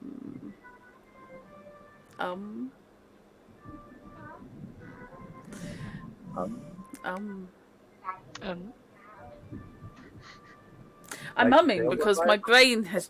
Other than the possibility of a GM intrusion, Yeah. no downside. The making an intellect roll to see if you can figure out where the other one is before you decide what to do isn't going to use your action. But with the way this game is going so far, the very real possibility of a GM intrusion has to be taken into account. I mean, really, the only one who isn't rolling like complete garbage is Drut. So So, yeah, Maybe you are the one who should be doing everything. We went through this Okay. before we started. I know from past experience. It all depends on how tired she actually is. The more fatigued she is, the worse her dice get. Yeah, also the But worst it's been mood I'm going in. good so far. I can kill computers if I'm in a bad mood. But I mean, you have rolled a nat 20 and you don't want to have. Unlike Shard, who's been rolling Let's see, that's 3 one, natural 20s. 2, Nat 1. 3. I kind of want to take a picture because I don't think you guys are going to believe me. Oh no. Come Did you on. just have 20 on Yeah.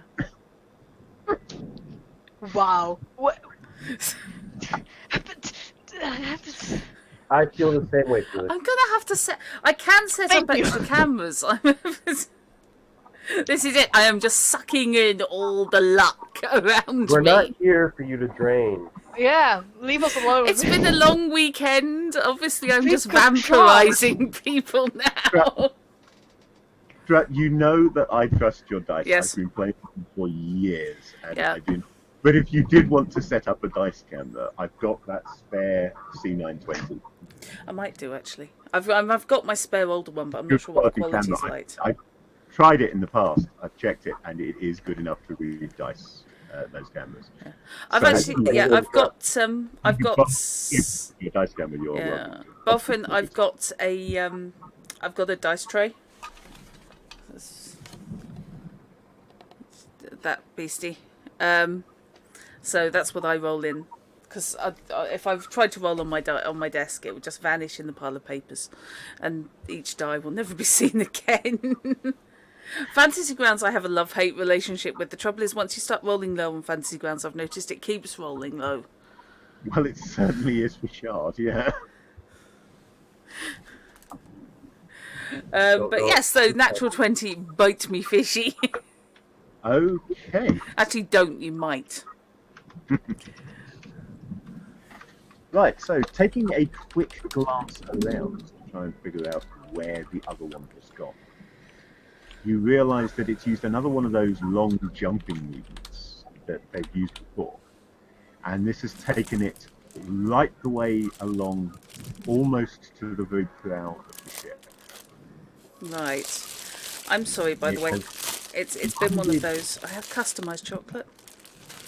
I have chocolate that actually came with my name on it, made Well, for if me, it's on it, you can't eat it. because somebody made it so I wasn't allergic. So Aw. I've got. I think it's German gingerbread, chocolate coated gingerbread that was made for me. So I'm sorry, I'm in the mood. I need chocolate at this stage because I'm going to fall You're over. the one rolling all the German. Yeah, you don't need anything. I do. I Shard really needs do. chocolate. Okay, so yeah, it has leapt back up towards the prow of the airship, and Okay. once again, it's now sort of half crouched in a combat-ready pose, but it's back up near the cockpit where it was before Faroon started a fight. How far away is that in total? Well, it's still short range. It's An amount. the entire airship is about 100 feet, but you're not all the way down, so probably about 30 or 40 feet away.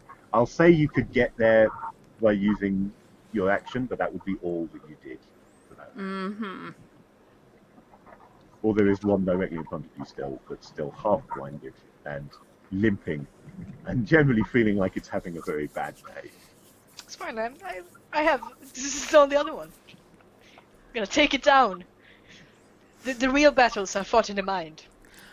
Yes. I want to grab one and just shove it into one of the escape pods and release the escape pod.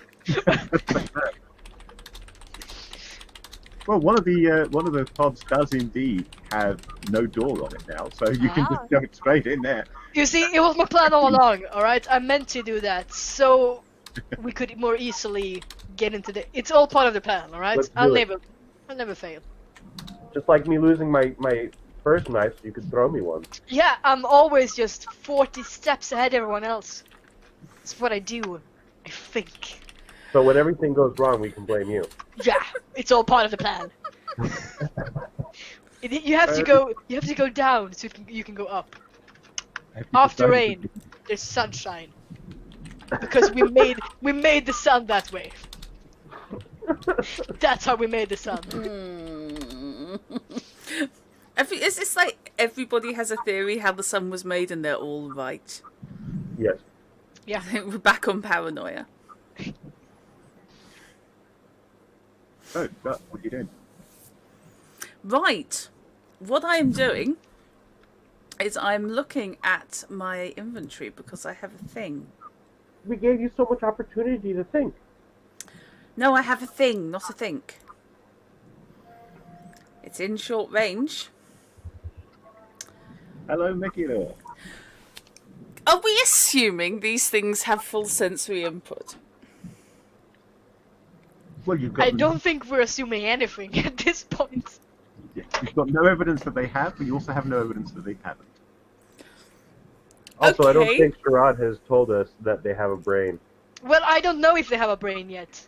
I'm figuring it out, okay? I will let you know if it dies from like a brain hemorrhage, alright? That I caused. I'm also assuming that it doesn't affect me. My thing? No, my thing. Your thing. What are you doing? I've got a thing. Oh, you're looking at the ciphers? Oh I'm my. looking at the cipher. Oh my, Your oh my. cipher's not as bad as mine, is it? Well, you never know. One of my ciphers is liquid. Well, one of my ciphers is a patch, which is basically, as far as I can see, magical amphetamines. I'm not entirely sure which of your ciphers would be most amusing to use at this point. Well, I haven't lost any speed. You haven't lost any speed, so It doesn't boost your speed, it restores it. the dermal amphetamines probably not so useful. However, I want to see what the flute-like device does. Yeah, because we're all about pissing them off with music here today. Yes! Yes! You know what? Let's just. We don't have to go anywhere. Let's just stay here and start a band. Yes! Wait, that's what this is. This is Battle of the Bands right Yeah. here. So I am going to... Beside this, let me just remind you, because we haven't told the stream, and you may not have remembered that ciphers are one use item. Oh, are they? So after you've used a cipher once, it goes away. The idea is that you will gain and lose ciphers over the course of the game. You can only have 2 in total. So before you can gain any other ciphers, you've got to use or get rid of one of the ones you've got anyway. And they're a little bit like potions in D&D. You're not really supposed to hoard them. You're supposed to use them. But you do anyway because it's fun. The thing is, But you do- Tanis strikes me as kind of a zen person. Is not really necessarily thinking about possible eventualities, dealing with what's directly in front of him. And Oh my god. this is going to be what? I'm just thinking that every single person here is in close range, So and I can hopefully use this going to resolve the assume situation. that it doesn't affect you. Yeah. If nothing else, be those not forewarned to plug their ears. I'm sure you've got them. Yeah, I'm not sure how you plug your ears. Or you use it. Yeah. So, yeah. Cassius shoves the knife and their spear in their ears.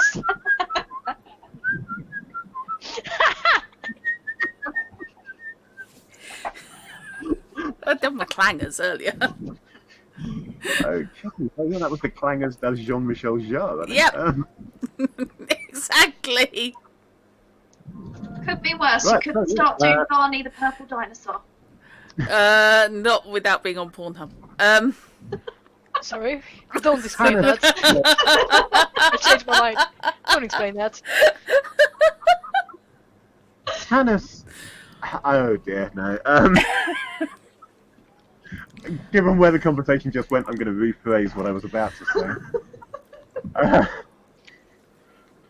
Tanis plays a happy tone from his rather flute-like device, and since nobody has been forewarned, Nope.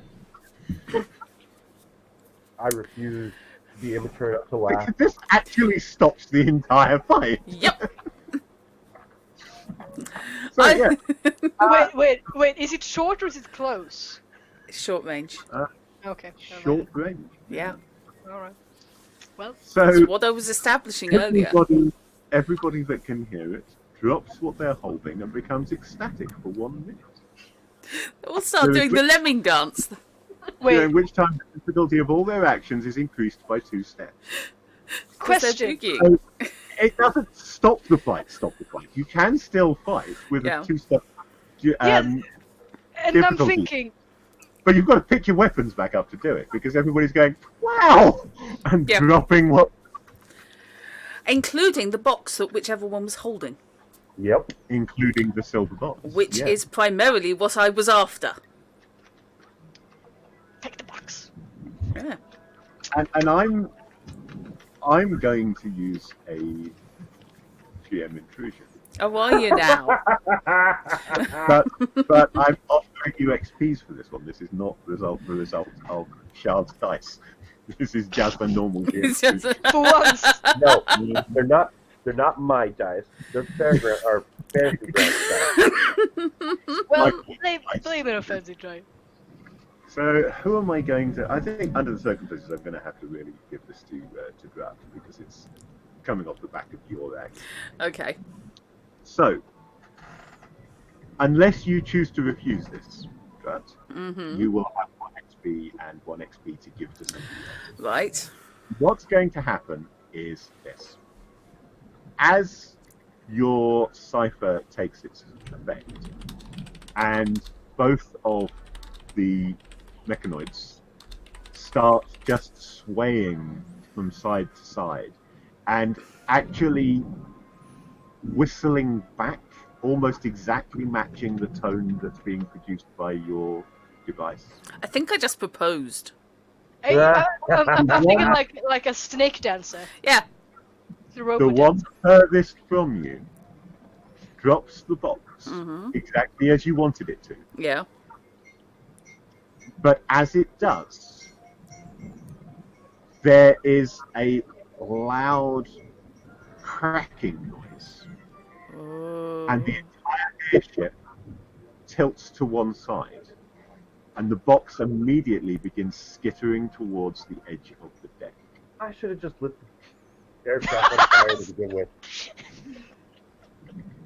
Is this the moment of you're only supposed to blow the bloody doors off?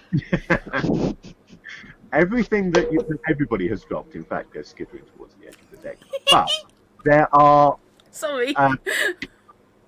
there are these little sort of wooden rails, effectively, along the edge of the deck, which stop things from just falling off.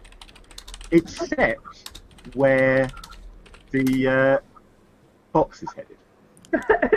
That one of those little One space there is exactly where the boarding ramp came. And somehow the hatch wasn't properly secured. As the airship tilted, it flew open, leaving an empty space into which the silver box is currently headed. How far away from it is it, and how fast is it moving? And who's closest? It's moving at the kind of speed that you would expect an item skittering across an uneven surface to move. Not massively quickly, but inexorably. And it is unfortunately 30 or 40 feet away from the party. So one of the party And we members all has can't more move. badge. you can try and get it, but it's going to be quite difficult to start with. Yeah. The difficulty on this is going to be a 6, so you need 18 18s. Right. to catch it. Which is no problem for Drat. Everybody See as I roll the 2. everybody Where except Trent rolled a Drat 1. is currently ecstatic and has a +2 step difficulty modifier. So that takes it up from 6 to 8, meaning that on a d20 you would 24s. 4. Good job. So effort will knock that back down to 21. Wait, But wait, wait. unless somebody has some training, that is the only one who has even a chance at it. There's another. But this is only your thing. Just doesn't have to. This Yeah. this is all like the future. You can still refuse the XP. That's the dark timeline that we're seeing flash before our eyes as the box hits the ground. Much though I would very much like to give Karis an XP. Because if anybody deserves it in this session, Sympathy? yeah. Yeah, Much- PC XP. I think it's going to have to wait until the next time he's evil to us. Because this is evil Not- beyond the... Now, I'm sorry, I'm not letting the MacGuffin go into the clouds. We don't because- even know if it's a MacGuffin, but we need to Yeah. find out. We don't even know what it is. But we need to find out. Until we That's find true. out it's a MacGuffin. I want to look at this fucking box with all of my intellect. Yes. No, it's the fucking box. Honestly, So if you take the XP, I have a thing I could do to drop down the difficulty so that I could make the run. Well, it's still And then we'll crazy. get more up So- and Keep trying to collect it, you mean?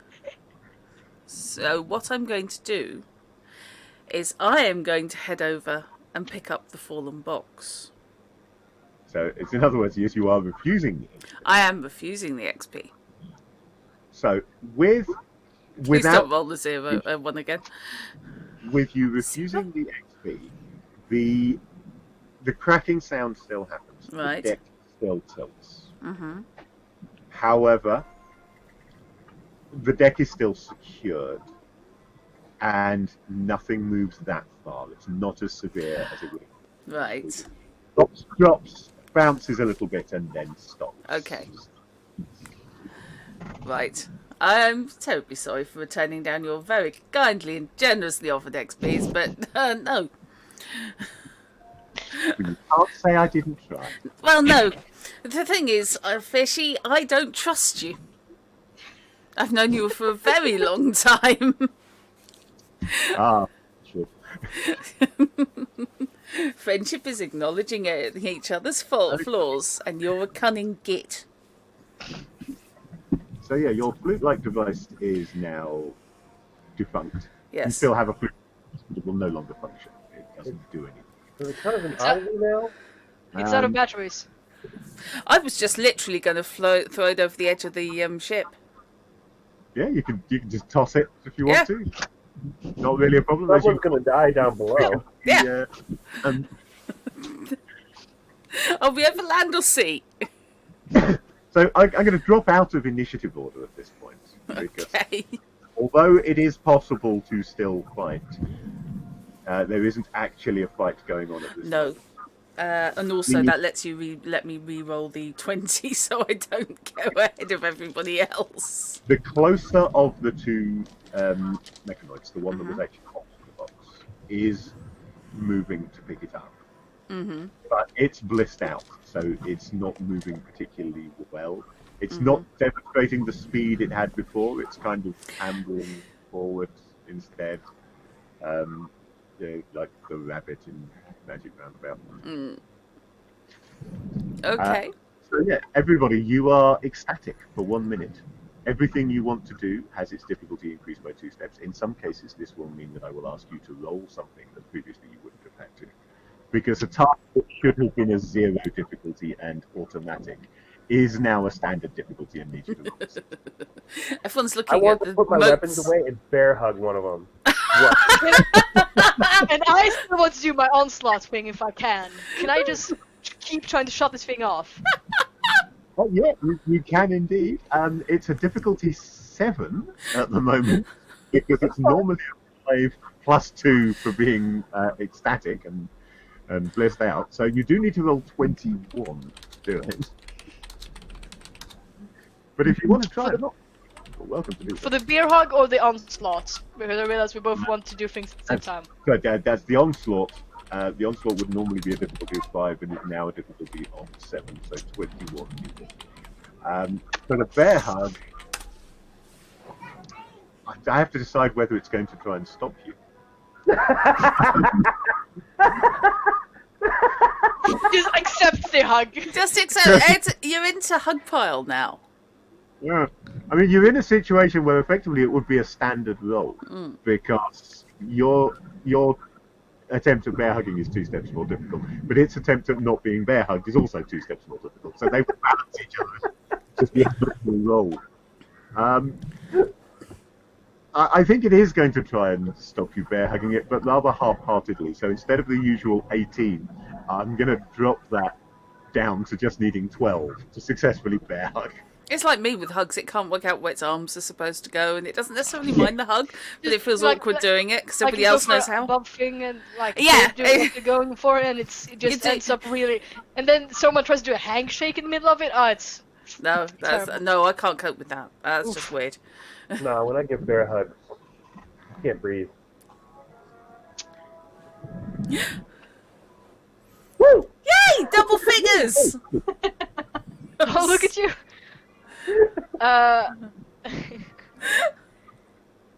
So yeah, I'm going. you can indeed enfold this mechanoid in an enormous bear hug. And bizarrely, a might defense roll. Wait, I just realized. I don't want. It did the job. The roll was high enough. That's what matters.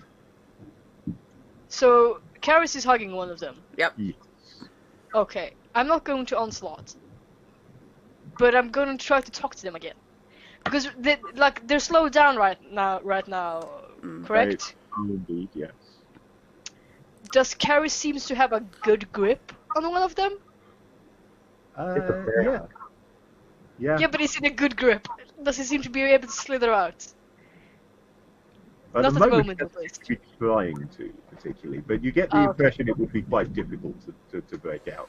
It's the speed they demonstrated before is not going to help against the bear hug. It's a bit late to be quick now. Cool. And the other one is still. Where is the other one? The other one is further up the deck. That's the one that dropped the silver box, and it's ambling over towards the box to pick it up. But Tanis is also headed towards the box, at a rather faster pace. Yeah, Tanis is not blissed They out. should get there about the same time. Okay, so that's a problem for us slightly later. So I'm going to go not fully up to it, but I'm going to go closer to Karis and the held robots, and I'm just going to try to talk to it again and see if it reacts in any way to my voice.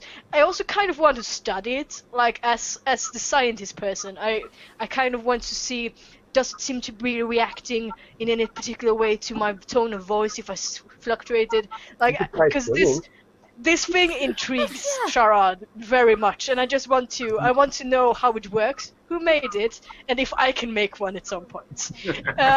See, not to have a big goals or anything, but I want to try to talk to it to all right. So now that we are here again, are you working?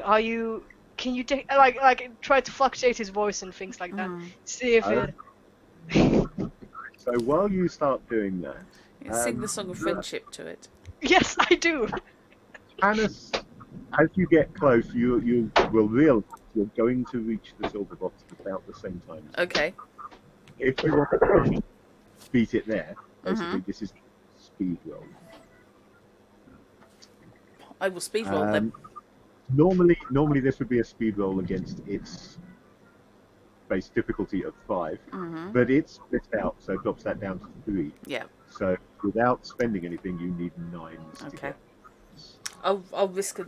The I'll effort risk or the just 9. Wait, automatic movement? that is an 18. Stop it. So an 18 is not a minor effect, so you don't get any. This not being combat, you don't get anything for that. You just speed up your pace, Yep. take a couple of long strides forward, and snatch the thing off the ground just as it's reaching for it. Yep. And it staggers forward a couple of steps. Then I know we're not in. it doesn't have a face, but the tilt of its Yeah. gaze. I know we're not in initiative order, but if the dark timeline Trousers of Time split had happened. The box was basically going straight off the side of the ship, which kind of means the side of the ship's quite close. This thing has just reached forward and missed its grip. Because I couldn't. It's not close enough that if you gave it a hefty shove. That's what I was just wondering about, was planting a foot in its backside and just helping it along. Do you want to spot? So that only needs one to examine, do you? Yeah. Okay. The trouble is, they're right in chat. I'm playing Tanis as future Space Avon. Okay, so that's going to work out as needing a 12 on a might roll to shove it off the other side of the boat. Okay. Wow, that's easy. Only because they're gonzoed right now. It's easier. It's watching all the motes of dust dance in the air to the private tune playing in the back of its head.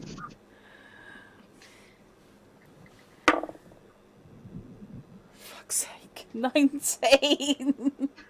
19. Are you sure they're not weighted? I'm positive. This is absurd. I mean,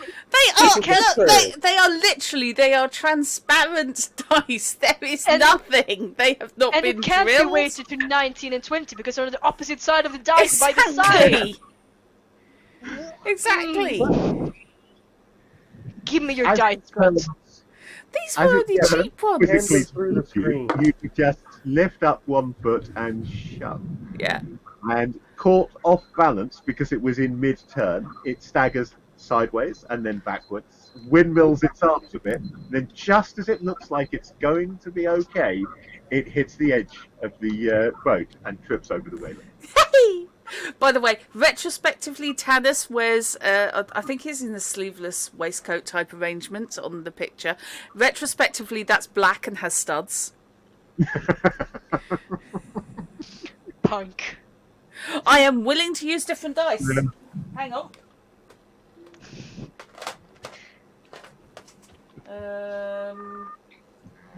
Damn it, Rod. I can go grab a different poly set if you want, Fish. I've been playing with Drat for... hang on. How long? About 27 years or something equally Something ridiculous. like that, yeah. I was 17. You're old. Long since run out of dice. Nearly 30 years, Fish. Yeah, 29 years. Because, yeah, I was 17. Yeah. I mean, I have played with people who I know fudge their dice, shall we say. One of the guys that I used to play AD&D with, on my first serious group, I joined their group, so there wasn't really a lot that I could say about it. But everybody knew. It was his house that we played in, and he sat in the corner. The rest of us were on sofas around the room, and he had a chair in the corner where no one could move. And he rolled in his dice tray, and nobody could see them. And on occasion, we just took it, basically. We knew that he did it, and we just worked around it. But on occasion, it's annoyed and actually pointed it out. I remember on one occasion, he rolled his dice for a saving throw, and made it by 1, and he so clearly hadn't even looked at the die. And one of the other players just leant over and looked at it and checked, and he'd missed it by 1. That was about the only time that I can think of when anybody really actually came down on it for it. Yeah. It's just, as I've said elsewhere, the only person that you cheat is yourself. Yeah, I've never seen the point. Not as a player. I wouldn't. I don't. As a GM, I will probably pay more attention to the players that I don't think are cheating. If I think one of them is fudging his dice, and the one that is, I'll just do more and more stuff that doesn't need a die roll. Yes, that's actually quite funny. No, I mean, he's just stupid stuff. Like, you've seen me roll up that D&D character I could never ever use in anyone's campaign ever. Yeah. Straight 18s. I was watching her roll the dice. 6 18s. Now that was using best 3 out of 4 for each stat. Yeah. But she's still got 6 18s. I mean, Drut, share. Come on. Keep it all for yourself. Share. Fish's theory is that I'm telekinetic. Give it to me now. I want that. I need Oh, it. anyway, yeah, Anyway. Yeah. there is a long, drawn-out... It's not really a scream. It is a musical note. It's like somebody just dropped a flautist off the side of a boat. Is Wilhelm screamed down a flute? Yeah. I mean, I've only got Wilhelm's scream. That's not what it sounds like. Or is it something that came from my wonderful instrument that only plays soft, unpleasant sounds? Yes. It does sound a lot like that, actually, yes. We all get flashbacks. Anyone else thinking Wile E. Coyote now? We look over and down somewhere below there is this tiny little puff. Small crater. You are holding a small silver box. I don't know what this is. We've just killed somebody for it. I've just killed somebody for it. It's not a somebody, it's something. Calm down. Okay. Examining it, you can see that it has a number of what might be buttons, there are expressions on one side, which seems to correspond to where the creature was poking at it before the fight started. They look like perhaps they might be buttons. They're not clicky buttons, they might be like touch buttons. And there are four of them, but we've got no idea what they're for or what they do. Right. Well, that's a decision for another time. By the time you've finished looking at it, I think the minute is about wearing off. Yeah. Everybody's coming back to normal. How small is the box? The remaining mechanoid is not yet struggling. Right. How is it reacting to me speaking? And is it answering in any way? It has turned to face you, and it is responding. It is making these musical sounds, like it did earlier on in what you assume was communication with its fellow. But it sounds perhaps less like communication and more like mimicry, although there's no words to it. It sounds like it's simply picking your tone as you speak. So as your voice fluctuates and you try different tones and different ways of speaking to it, it's mimicking that back, but without words. So maybe as if it sorry, yeah. But also, as you're observing this, there is another crack, and the ship shifts again. They've broken the ship, guys. Not dramatic, but just enough to remind you that it's off kilter and something's wrong with the lift bag. Yes. And But this the is box more just interesting. taken up and welcomed me to the channel, which is an interesting thing for it to do 3 hours into the game. Mm. Can I okay, so like I'm trying to figure out, do I think that it's possible for this thing that it could have a functioning voice, but it doesn't have quite the components for it, perhaps? I mean, that's just the things that are going through his head at the moment. From what you're hearing, it sounds like it can't actually form words. Yeah. Okay, yeah, even... Making plenty of tones, but you don't think it could get Yeah. words. Vice versa. Not having, for example, lips, which are an important part of shaping word sounds. Yeah. But it certainly sounds like it's got the intellect to understand. Whether it actually knows your language is another matter, but it certainly, its responses indicate that it's quite capable of understanding that this is communication, even if it doesn't know precisely what you're saying. Mm. Can I try like a scan on its mind? Like if I can see if there's anything organic with its intelligence, or if it's pure machine. I think I would probably allow that. Yes. Cool. Your scan ability, in pure game terms, lets you know its level.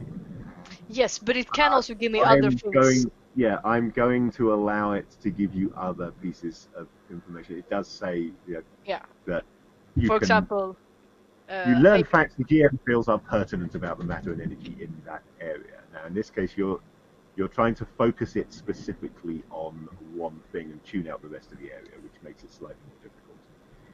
But I think I will allow that, and I'm going to simply require that you make an intellect roll to do so. But while you're doing that, I will just ask again, is anybody else doing anything? You're all unblissed now. One of you's holding a box, one of you's holding a mechanoid. And you can see Showatalar attempting to communicate with this mechanoid. I'm going And you- to drag it. I'm lifting it up and dragging it while he's talking to the robot. wait. Correct me if I'm wrong. The one And that's go being bear to hugged. the barrel. The one that's being bear hugged is the one I trashed his knee. Yes, it is. Right. Okay. I'm going, while it's being bear hugged then by Karis, I am going to walk over. I'm going to tuck the silver box inside my waistcoat. And I'm going to walk over, and with my staff, I'm going to fuck up its other knee. No. So, what we've got is an interesting little arrangement. Karis is carrying a mechanoid towards one of the escape pods, using it almost like a piece of cheese with a mouse to show it to love in that direction. I just slowly And then walking coming up. in from the other side, Yes. Tanis is walking up, stick in hand, Yes. to try and take out its other knee. Yes. This is If I see Tannis start walking up aggressively with the stick, I'm just gonna hold out my hand in that attempt to like, while still talking to it, go like, no. There's no actual aggression I'm not really going on. helpful. Wait, You sorry. could be helpful. What are you going to do? I was going to take my sword and aim it just so that if it decided to move in an aggressive manner, I could just shove it straight up and cross damage. Now that's a plan. Threatened with a sword as well. You God, see, everyone's threats- attacking this thing. They attacked us first. Yeah, I know, but I want to understand it. You can understand it when it's in pieces. No, maybe. Look, yes, it maybe doesn't- later. it First together, doesn't- then in pieces. It doesn't need anything from the patella down. It's fine. We don't know that. Yeah, its brain could be in Do its you another Please, region. do you please, keep could your I just brain give- in your foot? That would be No, a better but- place for it. But this is not an organic being. If you give me 5 minutes, I could see if I can find anything. Please. Sure. I'm just trying to tap it. Right. If you... Fine. Fine. Okay. But 5 minutes. Perhaps physical damage will do some... cause some form of other effect throughout his body, and it will do something else. We don't know. Please, 5 minutes. Faroon- I just want to see if I can... Yes. See. Faroon, if it moves aggressively, feel free to carry on with what you're doing. Oh Christ, If it I am breaks channeling out- Avon, aren't I? You have, I think you have decided to say one, haven't you? Because now you're doing a Paul Darrow impersonation. Yeah, not deliberately, but yeah, unfortunately I am. The late great. If it breaks out, feel free to pick it apart, and I will just see what I can find in the rubble. But until then, We'll please. try and talk to it, otherwise we'll interrogate its components. Do you have another instrument with which to try talking to it? Because it doesn't seem to talk Yes. in our language. Yes, please. And I do the scam thing.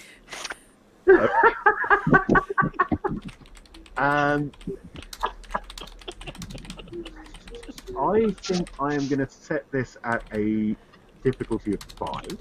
So that's 15 needed to get information. We already know it'll cost you 1 point just to do the scan. Yeah, I already removed it. Cool. So, but I could still, if I spend 2 more, I could If you lower spend it. 2 for effort, that would drop it down to only needing 12. I'm gonna do that. How So many now- times can you spend effort on one I'm roll? going to drop it to 12. I'm going to drop it actually anyway. Although you're using your scan for this, I'm going to count your Numenera specialization as making this easier. Because That's you're very attempting kind of you. this device. So in fact, with edge, with effort, that would knock it down to only needing 6 or 9 if you don't spend the effort. Okay, yeah, I won't spend effort in that case. Okay. And I will... This might bite me. Maybe I do really want... How much? Okay, no, I'm just gonna... Please. Just because I didn't do it now, it's gonna fuck... That you're rolling. I mean, this is my favorite die, but it might betray me. I don't know. We'll It's see. going to be the 1 now. Oh God, no! It's You're a 2. kidding. It's a 2. At least But it wasn't a I 1. was very disappointed.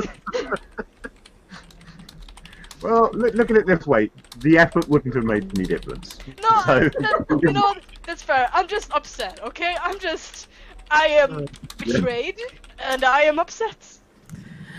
So you focus your scan on it, and you do get more information about it, but everything that you get from your scan is things that you've also gleaned just by looking at it. It's mainly made of synth and metal. You do detect that it has a power core of some kind in there, but obviously something must be powering it, so that doesn't really tell you anything. And you also detect what you think is some sort of a sonic oscillation device, which is obviously what's producing the sounds. But you don't get any real detail on what it's capable of beyond just making fluting noises. So, did you just say it's got a sonic oscillator? Yes, I said it's got a sonic oscillator. Does that glue people's feet to the floor? Cool. Is the power core located within its knees? No, it's in its chest. Cool. Okay, so I'd stand there for like a solid 3 seconds and I just scan through it with my mind because I'm cool like that. And then his focus shifts back to like his surroundings again. Oh well, that was unhelpful. I'm not sure what to do with it. I guess we could destroy it, because if we just let it go, I assume it will attack us, and in that case that wouldn't be very... If we're in pieces, that won't really bring us anything either. And right now, I can't really glean much more from it, because Well, it's covered in plastic. But if you could destroy it gently... how about I simply immobilize it, which is what I was going to do while you were having your little conversation. Well, the good news is that his power cores are not located in its knees, and that they couldn't find anything that seems to imply the importance of the knees in this particular thing. But that doesn't mean that there doesn't necessarily have to be anything in there. These are strange things. Yes, And strange immediately things after he says his power core isn't in his knees. For the rest of that speech, I'm basically just taking the staff and I am swinging it straight at the flat of the kneecaps. Okay. I keep talking as if nothing is happening. Make a roll. Why did I bother letting people out of jail? See, as for someone who actually has had a knee injury and completely fractured and like done major damage to the patella, I could just say, ouch. Yes, one of the guys at Sword Club, he pointed out his wife was immobilised for 18 months because she had knee surgery for minor cartilage thing, and they managed to crack the patella laterally, and they isn't that actually when people split the lose whole the- patella. Learn how to walk on their hands? So she had to wait for a knee replacement, and then she was literally on crutches for 18 months, waiting for that to sort out. So yeah, I am internally flinching here. Hey, good news is that it's a robot and doesn't have any proper feelings, so it's okay. With my scan, I didn't detect any I'm a feelings. fan I of feel Next completely fine with Generation. this. I'm a fan of Star My Trek Next skin- Generation. my I do skin- feel slightly bad about this, but Tannis doesn't. Roll I to mean- hit this knee. Sorry. If it's built correctly, it shouldn't have any nerve feeling. I mean, why would they give robots feelings Wait, in their no, knees? no. If it's built correctly, it does need sensors to know when it's damaged. Yeah, but it Yes. doesn't need to feel pain. That's what that is. No, but you can still feel things that isn't pain. Like, oh no, something touched me. Well, in reality, it sliced your knee off.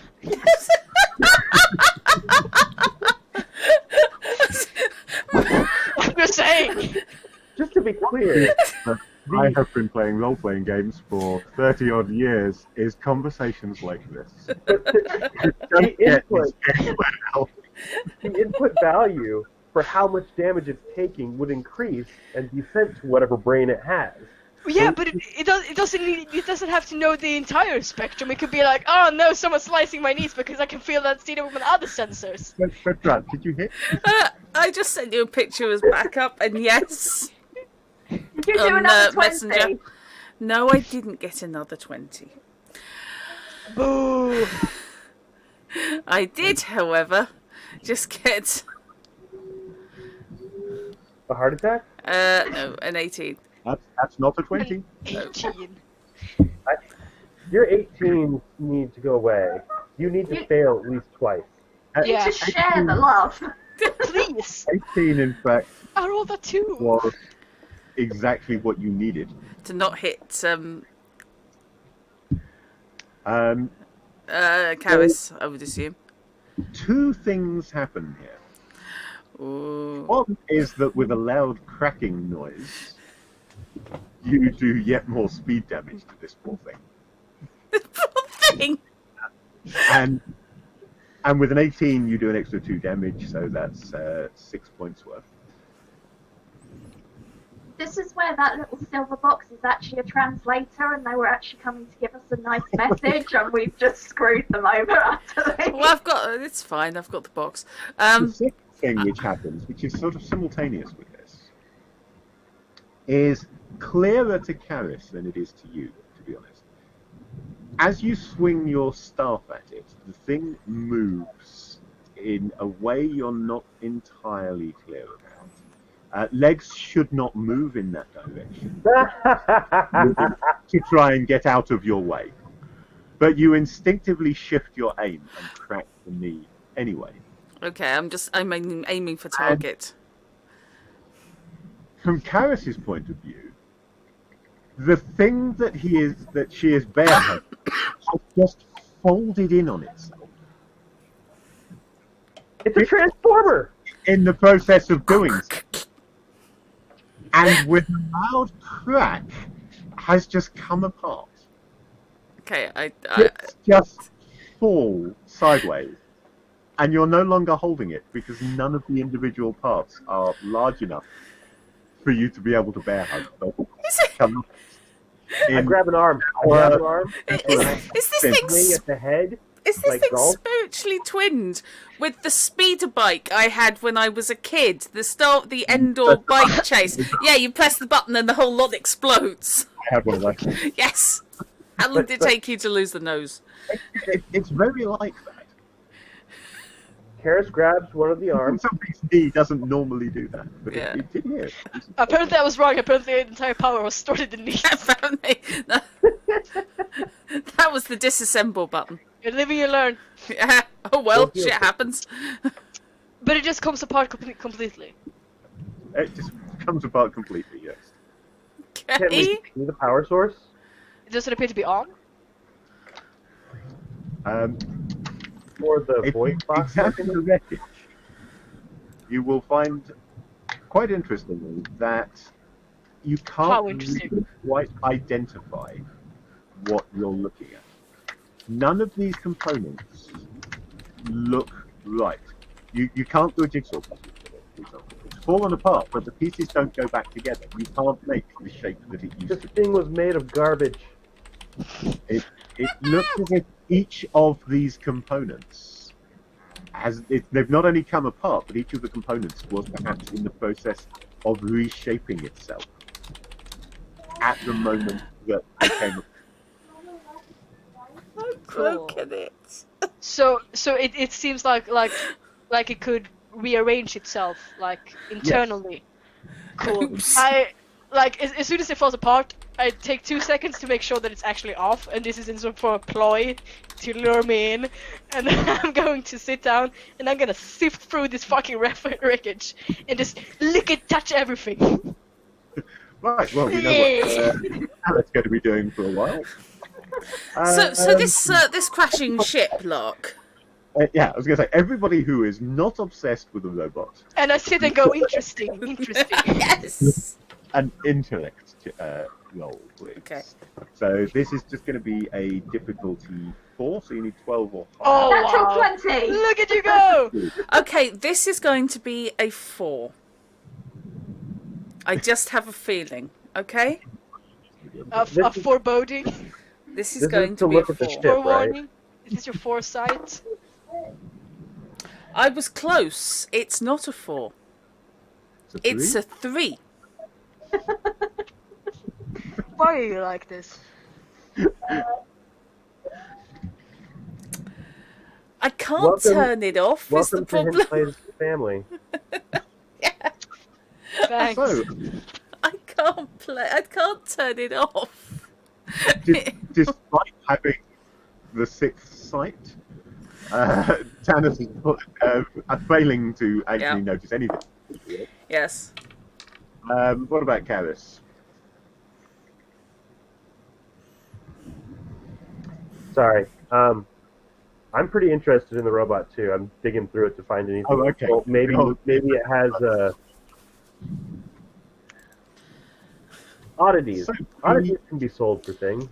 Faroon, we're relying on you to be our common sense. really notices then is Farouk. So while everyone else is obsessed with a robot or just generally navel gazing or whatever it is that has distracted Tannis, Farouk looks up and notices 2 things. First, you notice that the ground appears to be a lot closer than it was when you started this.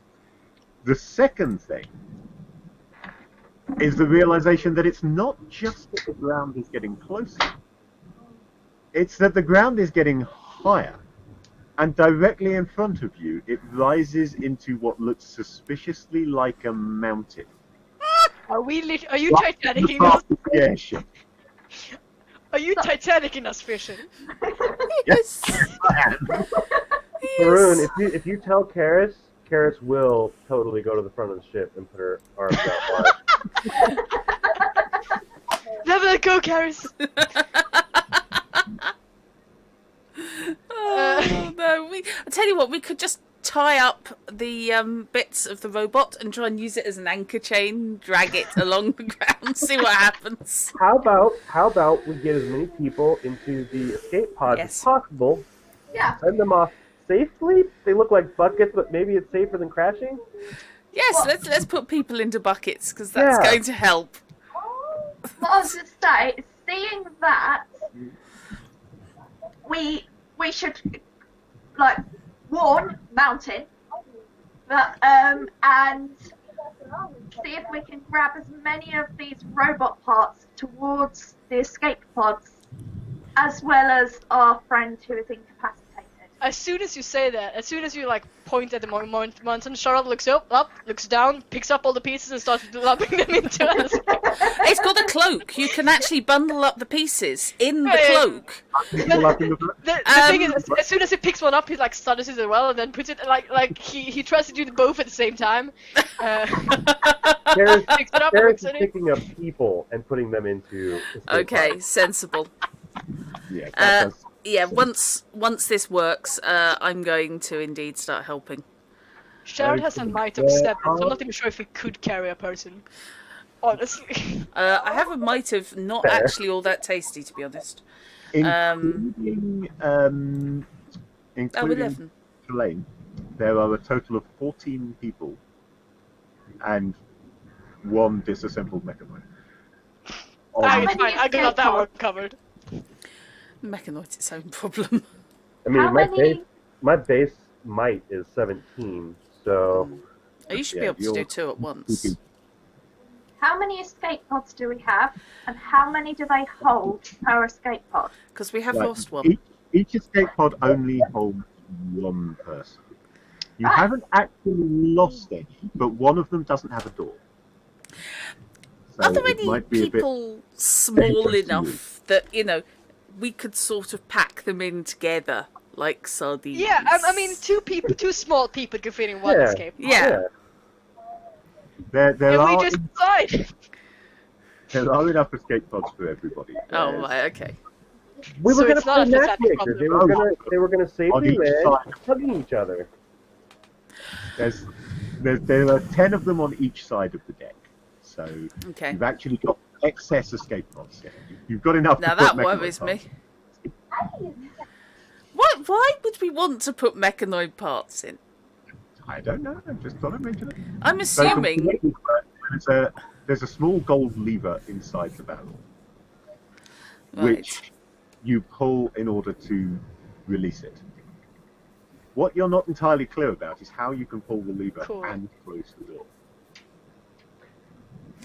No, I'm clear about it. If you're in the barrel, fine, but putting unconscious people in and then pulling the lever. Yeah, that's I'm- good. I've got an idea. We Okay. have Should we rope make them? and or string. We just put them in, tie it around the thing, and pull. Hopefully, we tie it in the slip knot so that the rope slips out before it closes all the way. I've Hold got on, I'm gonna pause for a minute. I've got 50 foot of rope. Yeah, that would do it. Do you know how to use ropes? Because I'm thinking this comes under puzzles and law use, and therefore is something I'm legitimately crap at. I don't Yeah, have well- anything about ropes on here. There are also, however, Although, people. sorry? There are also, however, 14 people to be got into the Yeah. barrels. Kalane can probably pull the lever himself once you get him there, so he's going to Yeah. need it. Okay. But he is at least conscious. It's So true. what you're going to have to do is split the work between. Yeah. So I will require a roll based on your tactics from each of you. Okay. And rather than giving you a set difficulty, I'm just going to ask you to roll as high as you possibly can, applying any effort or skill or assets that you think are appropriate. And the higher you roll, the less air you lose before you've got everybody done. If you all roll appallingly, then half the crew and passengers are going to still be on the deck when you hit the ground. Question. Could I use my good advice to maybe assist one of the other ones instead of rolling Yes. myself? I was thinking, in terms of using my flex skill as well. Effectively training for that, yeah. I have a Yeah. cipher that could be useful for this. Oh yeah. I have a Okay. level 2 medallion. For 1 minute, you can pass through solid objects as if they were insubstantial, like a ghost. Oh. You cannot make physical attacks or be physically attacked. If I can still do things, as long as it's not an attack, Could We you could pull the get- lever and ghost out? and just kind of jump to each one. Yeah. If pull, just pull, run pull, run pull. down one side, come across, run down the other side. That's not going to take a full minute. You're sorted. Yeah. Would that be doable? You're slightly bending the spirit of the item, but I think I'm willing to allow that. Yay! I think the not making attacks implies that you can't interact physically at all, but I will allow it. I will allow you to go through and have just enough to be able to flip the lever and just run all the way along and do multiple. Rule of cool. So, yeah, Woo! We will Well- save them that all. will definitely give you. I'm going to count that as a double strength asset, effectively. So it's going to drop. It's going to add 6, effectively, to your die roll. Okay. Could I give good advice for? I'm sorry. Could I do good advice for that? Maybe like, okay, this is how the lever works, and this is how you pull it. This if you pull it this way, it will take 2 seconds less. Like, Yeah, well, you could plot the route through to get the most efficient way of doing it, Yeah. that sort of thing. So yes, I will allow good advice to add Cool. another 3. So that's effectively your roll is getting +9 to it. Can at the I- moment. Can I also use some of my speed points towards it to make it easier, You- given the fact if I go effort. faster, surely it's... If you use effort, that will effectively add another +3 to the roll. Okay, is that 1 or 2 that it uses? So that would be. Do you have edge on that? You have edge on speed, so it'll only cost you 2 speed points. So what are we up to? We're up to adding 12 to this die roll. Yeah. Yeah. So for Buff, 2 buff, buff, speed, buff. you are indeed adding 12 to this die roll. So on your own, you can probably get everybody off at this rate. Hey, I want to But you use have my. still got to get people into the Yeah. barrel. I would like to use my flex skill in that regard, Fish, because the task I would like to become coherent at is effectively patient transport, fireman's carry. Okay, The most so- efficient way of carrying people as quickly as possible. Yep, I will allow you to count as being. no, you grab them by the scruff of the neck, you drag them across the floor, and you set them in the barrel. You take each one in your hands. You That's Yeah. that's the Might 7 version. The 17 version, the Might 11 version is doing it with body mechanics. and the Might 7 is just asking someone else to do it for you, but Yeah. telling them how to do it the best way. The Might 7 As- version is building a trolley out of dismembered robot parts. It looks like Tanis and Karis will be making might checks to get everybody into the barrels. Okay. Yes. Yep. So where we're going at the moment. Tanis, you're counting as trained because you're using your flex skill. You're assigning your flex skill to this. Does that give me +1 to my might? That's no. What that's going to do is effectively, in this circumstance, because I'm not applying a difficulty. Uh-huh. Yeah. So effectively, it's giving you a +3 to your die roll. Because what I'm doing is I'm just taking your die roll as a measure Okay. of how well achieve this. If you have anything else, you can't use another skill for this, but if you have any assets that you think could be applied, then feel free to argue for that. An asset would give you a further +3.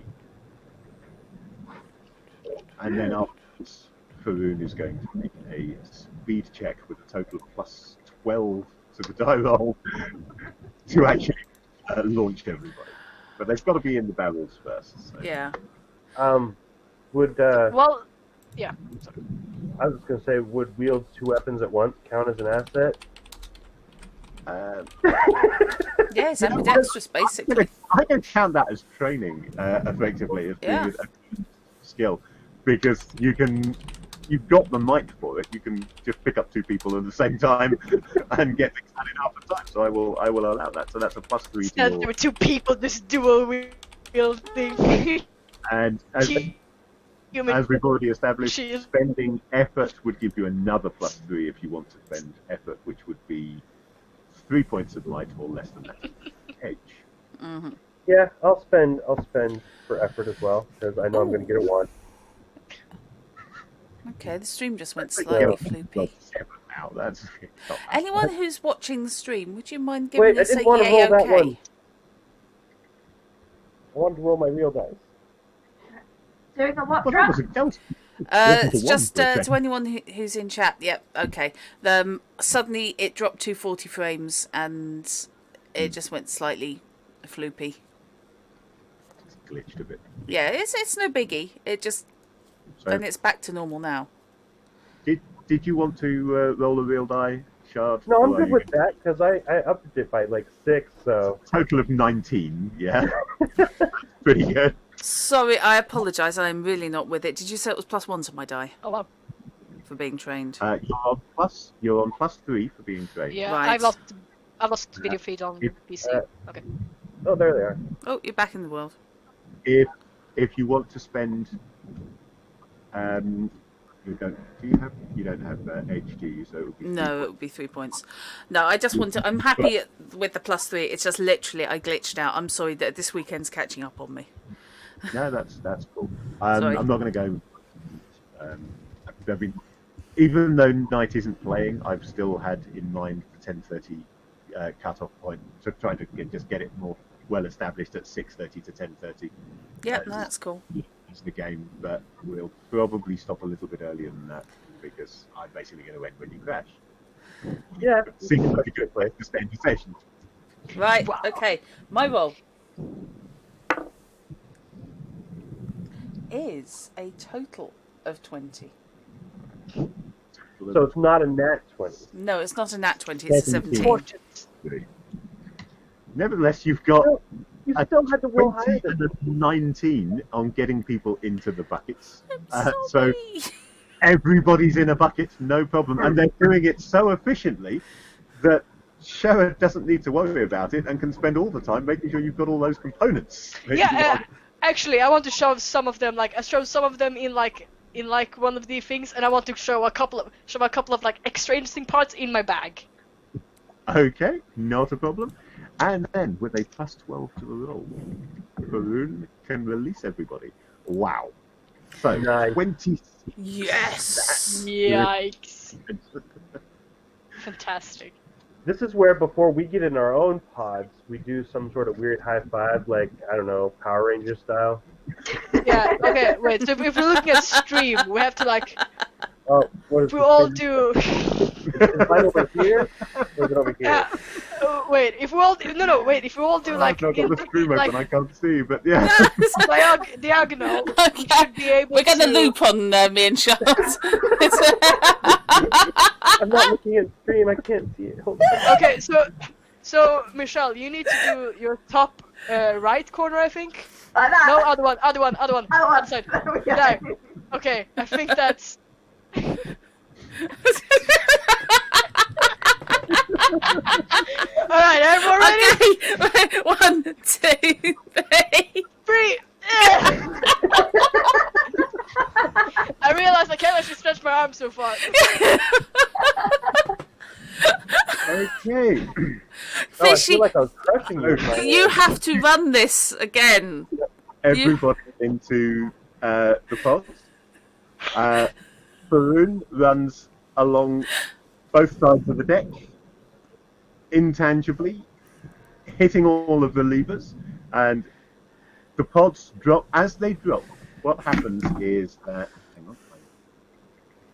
I lost They the description. explode. Yes, they're Okay. actually bombs. Barrel drops free, the top snaps open, and an odd spiral airfoil, 3 times the size of the barrel, from somewhere Oh. explodes out. And as a result, the barrel sort of helicopters down to the ground. Doesn't look particularly comfortable, it's got to be said. But it That does sounds land fun. safely. And there are plenty left for you guys, and quite a bit of time. You're getting quite close to the ground now, but you've still got a few minutes before you actually plough into the foot of the mountain. So, Should we try to pull up? No, we Yes. didn't. nobody's made any effort to try and control Yeah. this thing. Yeah, how far away is the control deck? Is the It's just control... a couple of hours, so you've got a few minutes. You Can I handbrake turn this bastard? Right. Okay. Oh god! The door to I'm the gonna, cockpit. I'm gonna follow drift with, it. with The door to Thames. the cockpit is locked. Do you want to make me a mic roll? To Caris! I can do that. Open that door, please. I just charged the door with my shoulder. This is a difficulty 6 mic roll, so that needs 18s unless you want to spend effort. I'm gonna Or if you have a skill in kicking doors open from somewhere, but I don't think anything has that. I have a skill at jumping, and I am jumping into the door. Jump on. Right, I'll give you that. I will allow you that. So now you need 15s or 12s if you spend the night on it. I now have physic. He's getting away from me. I'm gonna spend an effort. Okay, so you only need 12 to get this door open then. Don't say it like that. Go I for got it. 16. Yes! Also, when I rolled it, it fell into the hole that it normally sits in. Oh, well. If you're going to do a thing, do it properly. Oh, God, you're not Harris. kidding. Gareth takes a few steps backwards and then runs swiftly forwards, jumps into the air, and drop kicks the door. Yes! Both feet Well, no, planted to the door. Flying dragon kick. Oh, right. Okay, then. My mistake. You do realise this is an anime game. This is not a silly anime It may not game. have been when it was written, but it is now. Yeah. But Karis just absolutely Actually, jumped and the background went stripey. The whole idea of this is Earth 1 billion years from now is a very anime concept. It is. So yeah, you smash the door open with great aplomb. Right. Inside, We both walk over Caris. Yes. Yes. Hey, I have balance. I land. Inside, you find the control cockpit of the airship. Okay. You've not seen this room before because you've never been in here.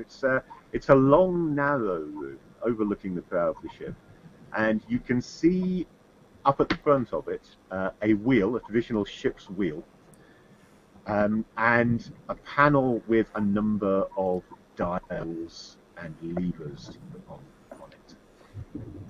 Strangely, there is a long metal something stretching down from just above the door and attached to the top of the wheel. Looks like it's holding the wheel in place and is possibly bolted to the ceiling of the wall just above where the door I'm is. guessing that's not supposed to be there. Yeah, does it look like something that's supposed to be there, or something weird? Well, you've never been in an airship, but it doesn't look right to you. No. Oh, If okay. it's just supposed to be to hold the wheel still, they could have done it with a much smaller piece of wood. Does it look like Numenera? Sorry, I had a connection problem there. Could you repeat that, Chuck? I said, does it look like Numenera? Out loud, so Shrod would hear me. Yes. DM, does it look like a Numenera Yes. to my eyes? Make me an intellect roll. My Rob. specialized You have Yes. specialization applying, so I'm going to make that down to 2. So you need 6s or better. Bring it. Watch me fail. 14. 18! Yes! 18. Not Should quite have enough used my for big an dice. effect. To begin with. But not only does it look like Numenera, but the structure of this thing matches quite closely to all those components that you've just been packing away. Yeah. So I pick one up from my bag and I go, yes, if you look at this, it seems to be the similar material from the previous one. Don't they might Not warp only into each that, other? But the way that the components appeared to be restructuring themselves before the mechanoid actually ceased to function, you think you could probably, or if you knew how to control that restructuring, you could probably make this from those components.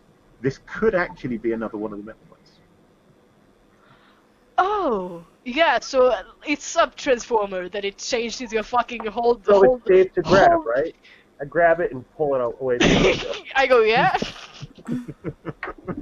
What is it and can I break it? Okay. Let's call this a might check then. To I'm like, Sharad is fascinated. He stands there and go, yes, this appears to be a similar one as it was before, but since considering how they restructure themselves, yes, break it. Fish, can I offer aid in this by using my staff as leverage You in the don't direction need that to, Shard's pulling? You don't need to offer aid. No? Okay, Yeah, yeah, no that's worries. funny. If you're doing it on your own, that's cool. natural again. 20, major effect. Oh, Yay! I made up for earlier. Excellent! it's all turned around. Yeah. We did it. I've been Hey. distributing luck down the wires and they finally Yeah. come across. And now you're gonna get one. I'll As live. you reach up to grab the thing, you see out of the corner of your eye that where it heads up into the corner above the door, because you've had to step in to reach it.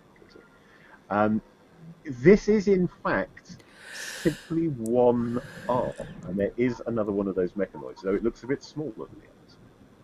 Up in the corner where the wall meets the ceiling of this room. And it's starting to move, but you're moving quicker.